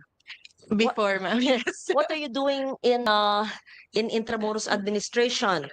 The Commission on Elections, ma'am, is in Intramuros, so I'm here to. Can you take a leave? Can you take a leave and be my election lawyer for my needs? I do free consultancy, ma'am. Very good. Yeah. If I may proceed. No, you were my lawyer in 2022. Yes, ma'am. Kasi ano lang kami, not face to face, right? COVID nun eh. Tapos nag-deploy ka ng lawyers, etc. O sige. So I'll be very kind to my lawyer. Thank you, ma'am. Madam At saka, I support all the initiatives of the First Lady. Ang ganda nung, ano yung restore na pinuntahan ko a few months ago? It's Centro de Turismo, ma'am. It's the adaptive reuse of the San Ignacio Church. Beautiful, beautiful. That's an Intramuros administration property. Yes, ma'am. Centro de Turismo, but is it a DOT TIZA project? No. It's IA. actually funded. The base structure was funded through the NCCA, and then the rehabilitation was funded through private donations, Madam Chair. Very good. Okay. Okay, proceed. Ano na yung mga mission vision? Alam na po natin yan. Yes, ma'am. Okay. If I may go directly to our very, very short video Ito, just presentation. question. Yes, Madam Chair. Pre-pandemic, in my third term, the NCCA set up in Puerto Real in a, what do you call it, a bastion? What is it called? It's Revelin de Real de Bagumbayan, ma'am. Dalikhaan. Likhaan. 2017 or 18? In the funding, 2015, but it was Yes. opened in Okay. 2019. So almost 10 years ago, I supported, I initiated, no? I envisioned to have a culture and arts center, 2015. Under the NCCA budget, we allocated and they looked for the space. And it's called Likhaan. Likhaan, right? But it was closed during the pandemic, and it was supposed to be, and it was a arts and culture working space, not a museum. And we brought artisans and performers, etc. And it was opened with the Gamaba awardees, and Magdalena Gamayo was even there, and many other. Then COVID happened, it closed. And then they discovered which would have made it dangerous. Sayang naman yung pondong dinagay ko, and I give annual allocation for Likhaan under NCCA. So where is it now? They're supposed to open somewhere else. I believe, ma'am, that they are currently doing the conservation management plan for the Likhaan, and the half-cell potential test was already completed this year. So we are still waiting for that CMP from Petrojikin, the contractor that won the award from NCCA. So It doesn't have to be there. It can be anywhere that's readily available in Intramuros, or maybe there's no option. There's no other space. we can use other sites, Madam Chair, such as Casablanca and even the Centro de Turismo Intramuros for some of the activations of Likhaan while we are still rehabilitatorial. Yes. Coordinate with Rehab Regino of the NCCA. We'll coordinate, Madam Chair. Pero I'm sure yung 2015 funds, wala na yon. Pero na-implement lang yung 2015 funds in 2017 whenever it opened. No, I just want to make sure it's utilized. Either they return to the previous space or find a new place in Casablanca. But I think they did an ocular and wala daw bagay for some reason. No. Kayo na po. Yeah, I Will do, Ma'am and Chair. NCCA. But just sayang, it's been 10 years almost. Likhaan. Yeah. Okay. Sige, please proceed. Madam Chair, we prepared a very, very short video of the accomplishments of the Intramuros administration in 2023 and 2 minutes, ma'am.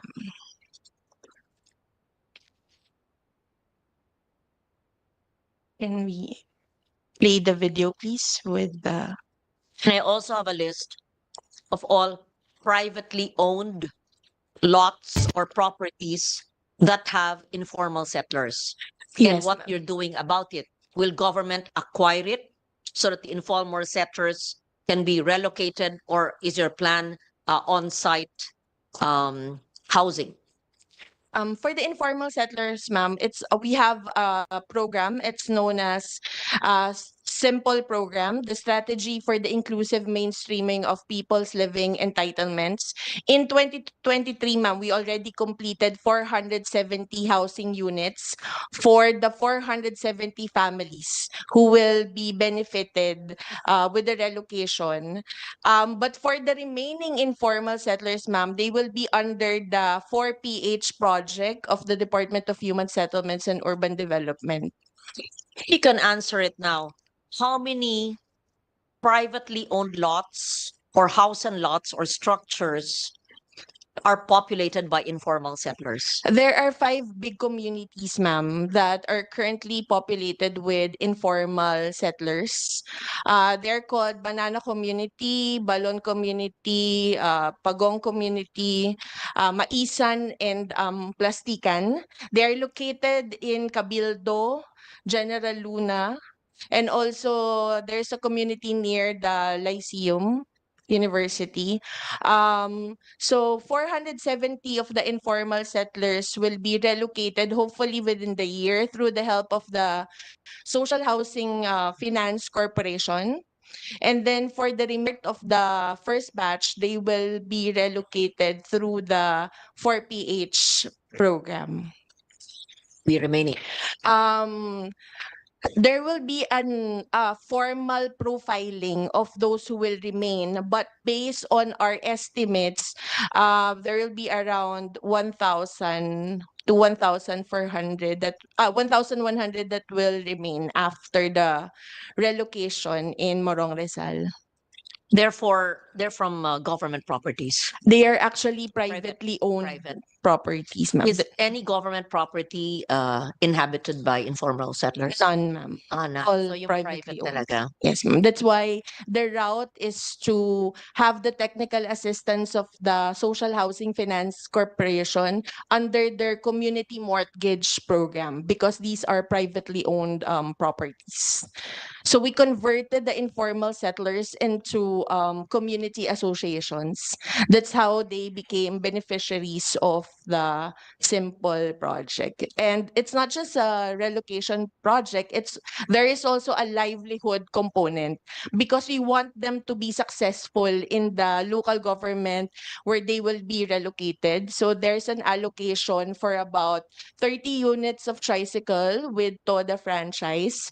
There's a point-to-point vehicle, about 3 units. At Talipapa, a multi-purpose hall to really help and ensure the success of these informal settlers once the local government unit of Morong. May I see your video? Thank you. Yes, ma'am.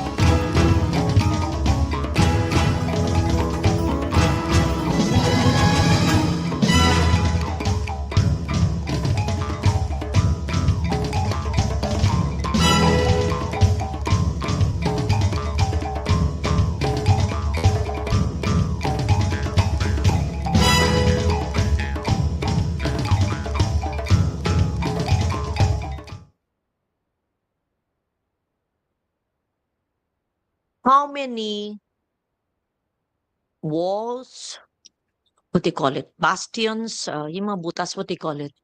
The, not bastion, what is it called? Baluarte, ma'am. Baluarte?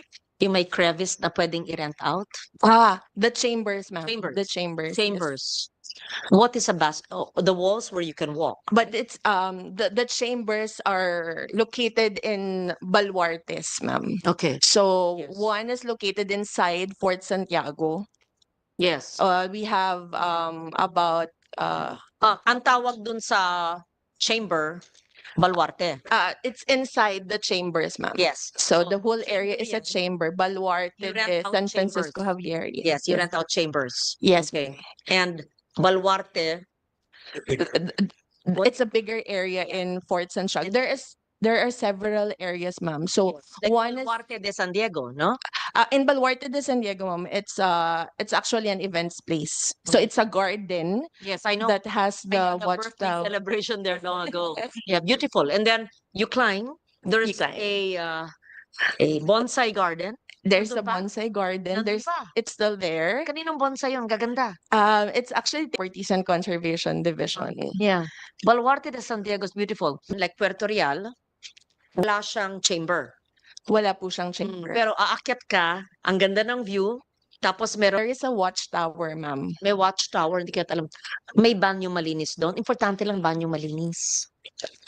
It's functional, but we are working on. Ito ang number one. Dapat may functional na malinis. Yes, ma'am. Diba? Na may basic trash bin. And how many hectares is the whole Intramuros? 64 hectares, Madam Chair. Kaya ba nyo? Of course kaya. Sa lahat ng whatever you call it, chambers, baluarte, facilities that are open, that you implement strictly. In fact, this should be the whole of DOT, gawa tayong special provision ng RA 9003. Come on, you're a lawyer. Yes, ma'am. Christine, Actually, as a lawyer, can the DOT please be the strict implementer of the ecological solid waste management law that institutionalizes the segregation of waste at source, recycling, and composting? Whether it's a TIZA asset under Dr. Mark Lapid or the Intramuros administration of a restaurant or hotel that's being rented out, or a facility owned and operated by the Intramuros administration, whether you're in Baluarte de San Diego or the beautiful Turismos Center or the Puerto Real, where the Litaan of 2015 was supposed to have been there, or the Manila Cathedral, whatever. Please, it's a law eh. yes, ma'am. Lawyers, Yes, ba't tayo lalabag ng batas, di ba? Basura, dapat walang open dump. Dapat walang nakatapon dyan plastic bottles. Paano tayo magiging UNESCO tentative list? At paano mananalo kung ganun? Even if meron tayong 2,000 informal settlers, wag natin sila sisihin. Di, damihan natin ang cleaners at dapat yung cleaners ay ini-implement ang segregation of waste at source, recycling, and composting. I saw meron kayang material recovery facility. That's good. It should be how many barangays ang 64 hectares? There are 5 barangays, ma'am. So, yung 5 barangay na yan, mag-capacity building kayo ng 9003. Yes. Si Sonia Mendoza ng Mother Earth, ako na magbabayad. Ako na. Mag 1-day session yung 5 kapitan at kung anong kahalagahan ng kalinisan ayon sa ecological solid waste management. At kung saan dinadala ang mga duming yan or waste na yan sa MRF. Hindi lang pala MRF, sa halo-halo rin pala. Diba? Gawin natin modelo, kaya natin yan. Actually, 5 lang naman na barangay yan eh. Scott. Actually, Madam Chair, that's one of our priority programs for actually for 2024 and for 2025. In 2024, we already have a board approved policy for the implementation of the anti-vandalism and ecological solid waste management in Intramuros. So we will be imposing administrative fines for those who will violate and the ecological solid waste management law, and we will impose fines for vandalism, littering, and open burning. We started. Umiihi sa pader. Bawal yun. Opo. Meron eh. Meron po, under 9003.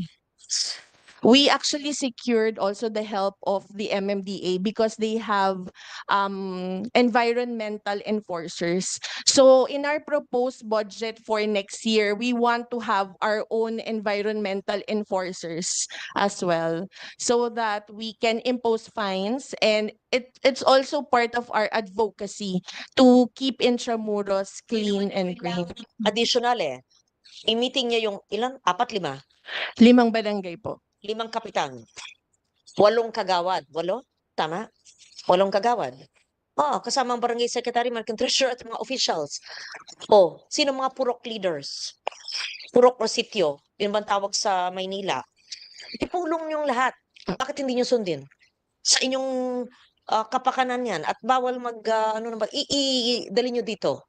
Kausapin natin. Tapos, you provide the trash bins for segregation as you have in your picture.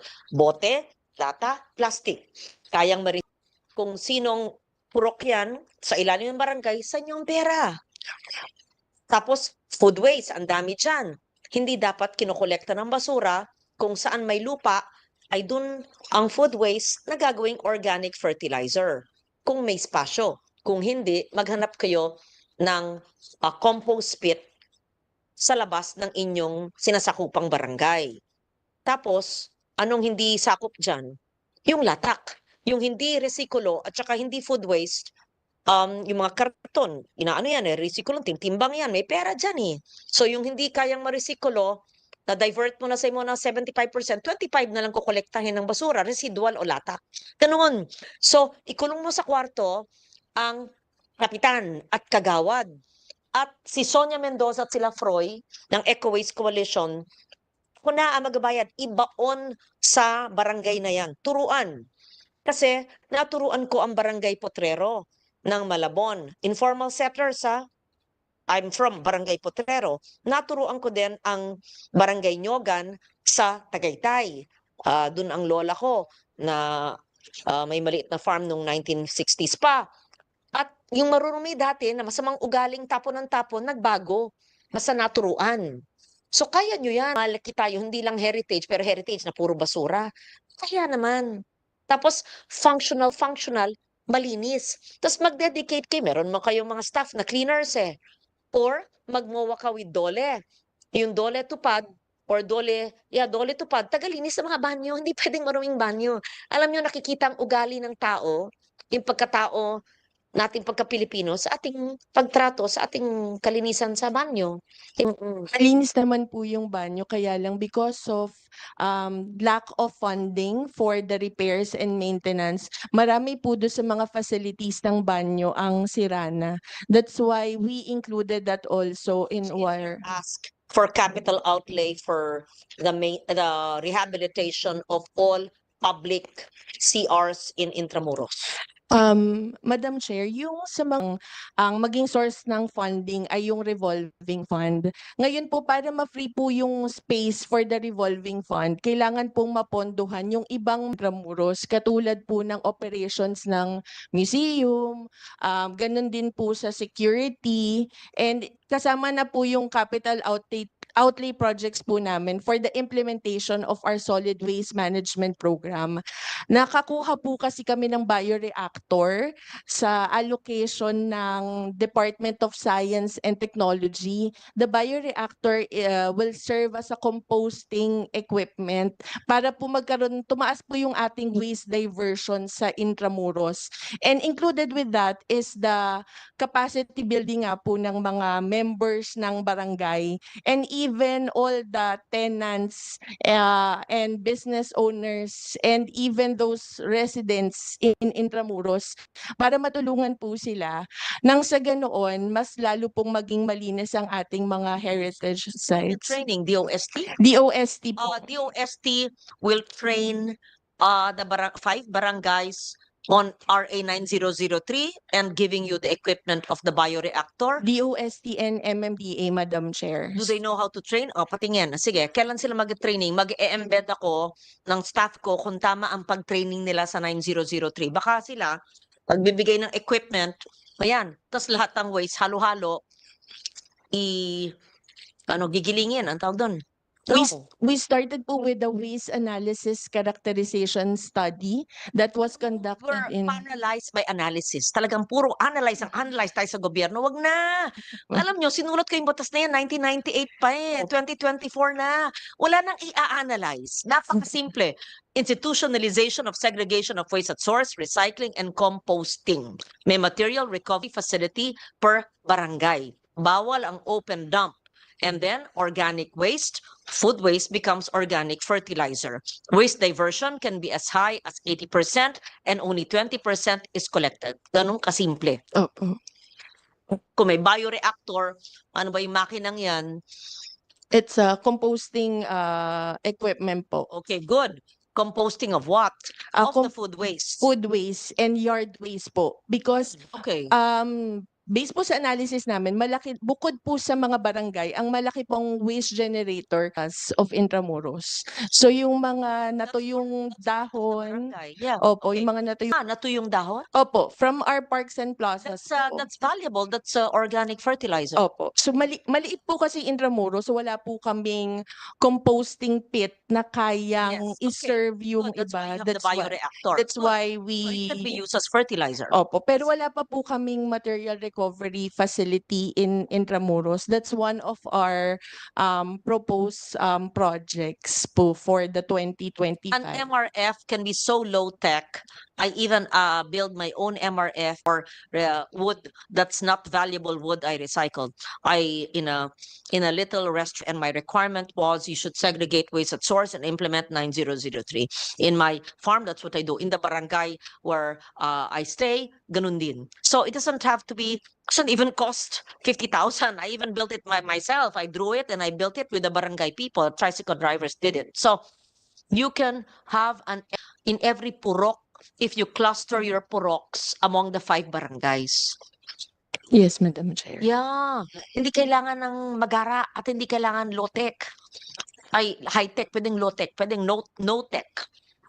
Totoo. And very important din po yung educational campaign sa mga barangay, pati na rin po sa mga universities. Because we also have a lot of students in Intramuros If they that are... break bottled water, they should not leave. Okay? You have a sandwich in a Ziploc, take home your Ziploc after you eat your sandwich. You bring your bottled water, you bring out the bote out of Intramuros. Make it such a sacred place. Yes. It's sacred for heritage and for environmental sustainability. Don't shit there, don't pee there, don't leave your plastics there. So if you could kindly make it a no single-use plastics zone, if you can put there that we strictly implement RA, if you provide MRFs for each of the 5 barangays, kung wala talaga kayong pera, which I doubt, I'll provide it as an amendment. Magtayo ng MRF kasi bakala nyo kasi yung pangalan parang technical, hindi, simple yan lang. Tapos doon pinipick up yung imbakan ng mga waste. Yeah. Kaya nyo yan. We will do po. Yeah. And then here, Mexican Embassy has written me, I don't know if this has been done. The Plaza de Mexico is, they were requesting for it to be, what's wrong with the Plaza de Mexico? Is it not beautiful? Is it not rehabilitated? They wanted it to be highlighted.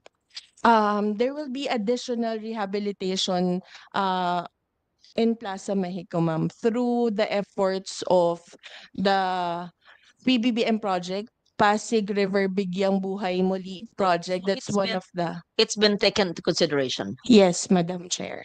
Okay, because this was still a 2023 request. So it's already being rehabilitated under your organic budget. I we- don't have to amend. It's actually a project of the shoot MMDA and the Office of Okay. the President. Very good. So So it's ongoing. I believe they are still in the designing phase Mm. because they will have to submit also a copy of the rehabilitated design Okay. to the embassy Very for good. their approval Sige.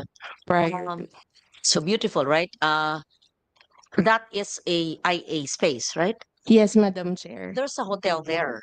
It's White Knight, Madam Chair. Complex. What's that? They're leasing it from you. Tract of that. I believe until 2029, Mm. if I'm not mistaken. So, but they need to be rehabilitated as well. Actually, Madam Chair, the whole complex needs rehabilitation. From the time that it was built until now, it has not undergone any rehabilitation. So there are structural repair, including the roofing and even the sanitary line. To secure the budget for the rehabilitation, we actually asked the help of TIZA for the rehabilitation on the sanitary line. We were able to secure a donation to take care of the sanitary line. The houses in one complex.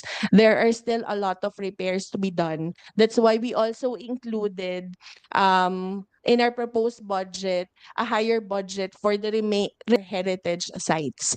Because On TIZA, let them may pera sila eh. 'Di ba? Magkano yung total na hiningi nyo? ang board approved po is 58 million, but the Kaya ng total TIZA yan.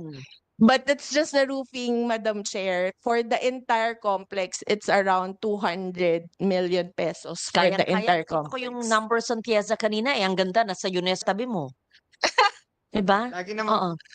lagi po akong kinakausap, Okay, Madam Chair. this is for the roofing pa lang. Po yung Said, the sanitary line po. sanitary line. There's a donor po who will take care Okay, of good. the sanitary Bathrooms, line. lang yung mga banyo, magkatubig, maayos. The bathrooms, well, we are seeing the procurement preparation already for the Since being rehabilitation of our Ah, toilets. All public toilets, meron na. Very good. Yep. Basta For mabilis lang. procurement stage na po Okay. kami. So may pondo na, nagpo-procurement na, gagawin na lahat. Hindi pwedeng walang tubig o mapanghi, walang flush. Hindi pwedeng ganun. Opo. We are doing it on a per tranche basis because it will depend, of course, on our revolving fund. That's why some of No, the how much nga? How much to fix all public toilets? Magkano?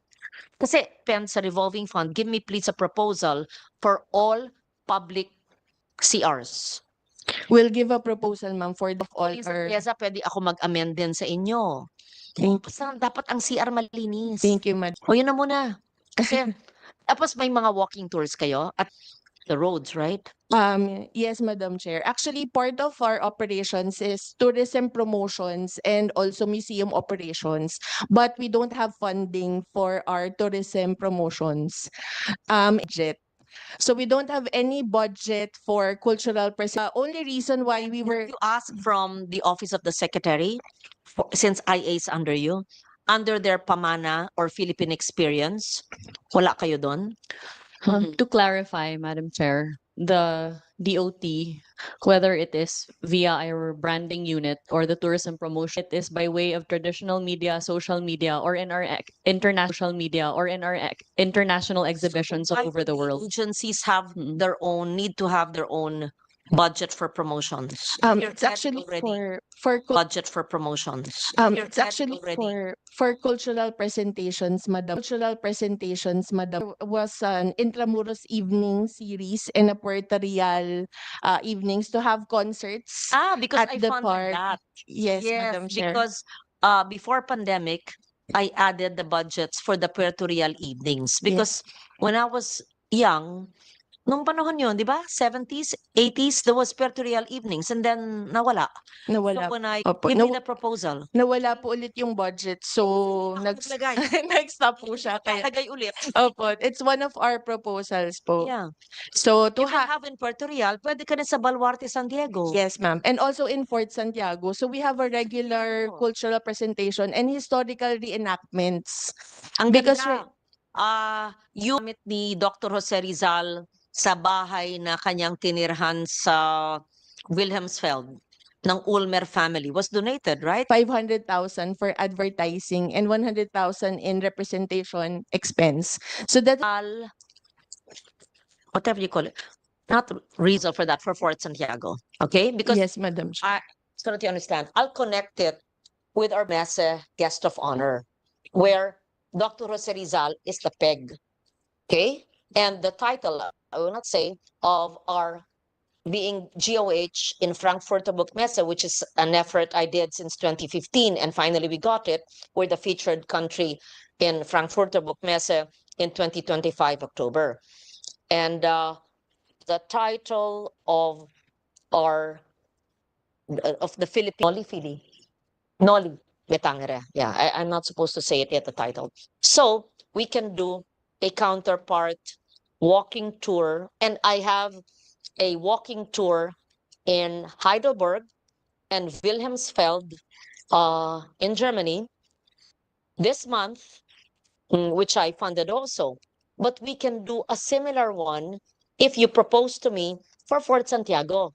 So that what's happening in Wilhelmsfeld and Heidelberg, Facebook Live, or para ano naman, pwede rin gawin dito. House in Says that we offer to the foreign nationals, but they are required basically to put $20,000 in any of our accredited banks. And if they are receiving a pension of from $800 to $1,200, they're required only to put in $10,000. And if they're former Filipino citizens or officers of multinational organizations that are accepted by the DFA, Did I hear it correctly? That's 1 million pesos only? they're required, I'm sorry, they're required only $1,500 if they're former Filipino citizens. No, you said 1 million pesos. That's right. 1.5. That's all they need, and they can stay legally in the Philippines? That's all they need. Oh, haba naman. Then what benefits do they get? They can stay legally for how long? It's a non-immigrant visa that they get, and they can stay for as long as they want, unless they want to change their status and go back to their countries. But as long as the benefit they get is they can enter and exit out of the country. That's why there's so many syndicates here. For 1,500 million, 1.5 million pesos? Yeah. They can legally stay in the Philippines? Yes. Oh, no wonder. I think this should be reviewed.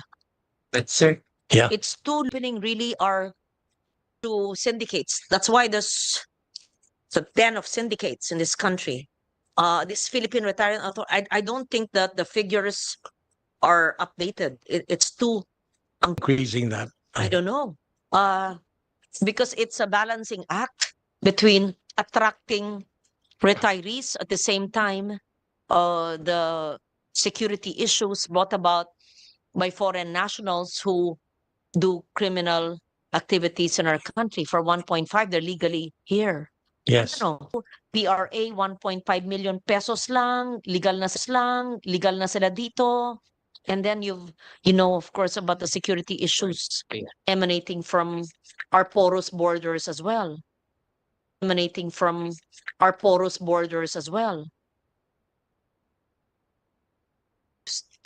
Madam Chair, we fully support the President's position of defending the sovereignty and security of our nation, and that is where we draw guidance in terms of striking a balance between pursuing our touristic endeavors while following the country's foreign policy. That being said, we recognize as well the trend that other countries have adopted, especially other countries have adopted, especially our competitors in the ASEAN, pertaining to the liberalization of the issuance of long stay visas, including even going to the extent of lowering the retirement age so as to attract higher spending, higher income, younger working professionals that opt to work and therefore act as early retirees, meaning rather make their living by the beach and the like,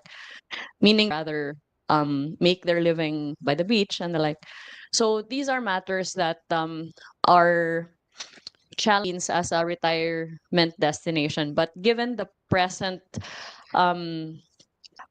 we fully understand the apprehensions as far as liberalizing understanding of the measures that have been taken by the PRA under GM Zozobrado is that security blankets are instituted to ensure that syndicates and those with are of the these types of visas. So the 1.5 million and retirees are actually screened. It's not a matter of just paying.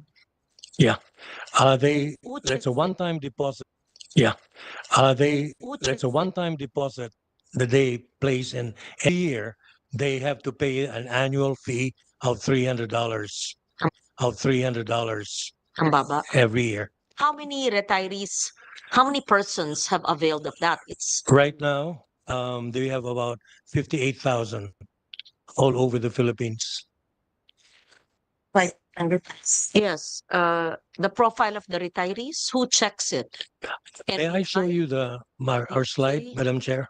We Maybe have just a send it to me because it's 2 quick. o'clock. We have It's to a go. quick one. We have actually prepared. Let's see. Can we show the slide? Klaseng foreign nationals ang nag-avail ng The number one 1,000. is actually PROC Chinese. Yun na nga. Yeah. Sino nag-check ng kanilang profile? Second would be Korean. Now, who checks their profiles? Since what's the process also of vetting and checking the background? Do they go through NBI check? NBI, police clearance. When you apply for a job, may NBI police clearance ang Pilipino eh. Ito, I will no longer look at your budget. I'll review it after this. But please just, maybe you can answer it. Which government agency? Next slide. It's actually all in the slide I But just answer, prepared. please. I'll just look at your PowerPoint Yeah. on my own time. Which government agency vets the proposed retirees when they apply? What we have actually done Sagutin mo. in order to secure is No, I just want the name of the agency, sir. well, Interpol. Yes. We have the Interpol clearance that's that we check on because we have access to the Interpol database. And before they come over to our country, we require them a police clearance from their country of origin. A police clearance from their country of origin. That must be apostilled by How do our we get the Interpol clearance? embassy. They get it from their country of origin. Maybe I would like to have a memo. Just please give me a memo on the 58,000 and what countries they're from. Okay. And from 2022 to the present, under your term, mostly from what country and how are they vetted in Yeah. terms of their profile? Okay. Not just Philippine NBI. Siyempre, wala naman ditong record, kakarating lang. But how do you get the clearance from their countries? And you said Interpol. Interpol Clearance. clearance emanates I'm from sorry, where? not clearance. We have access to the Interpol database, and that's where we check the moment we Because the accept their memorandum application. agreement with Interpol. We check on them individually, Mm. and with NICA, every time we accept new applicants, we forward their names to NICA, And every week we do that. And then we also deal with NBI. We share our Kaya ba ng NBA? database with This NBI. 58,000 is only from 2022 or from previous years Actually, already? that's the current as of now. Total. Starting from the day, the time we started, which was in 1997, It's 58,000 total. until has already gone back to the country, canceled. Okay. So the current that we have is 58,000. Can I just please have a memo on programs in other ASEAN countries like Yes, Vietnam? Send it to us. on a slide Not actually. here. Vietnam, maybe Thailand, Yeah. Indonesia. Okay. Yeah. With that, the other agencies, the post office, because there's an oversight, will have that meeting with TIZA and the post office in time, but I will deem the budget already submitted. So having said that, I thank you very much for today's hearing and briefing. So the proposed Department of Tourism, along with all the attached agencies, whether I scrutinized it, asked questions or not, the others, I'll have to study it and I can just call the head of agency, are hereby submitted to plenary pending, of course, amendments that we may do, of course, in consultation with the heads of agencies. So the briefing is now suspended. Thank you, Secretary Frasco and everyone else. Thank you.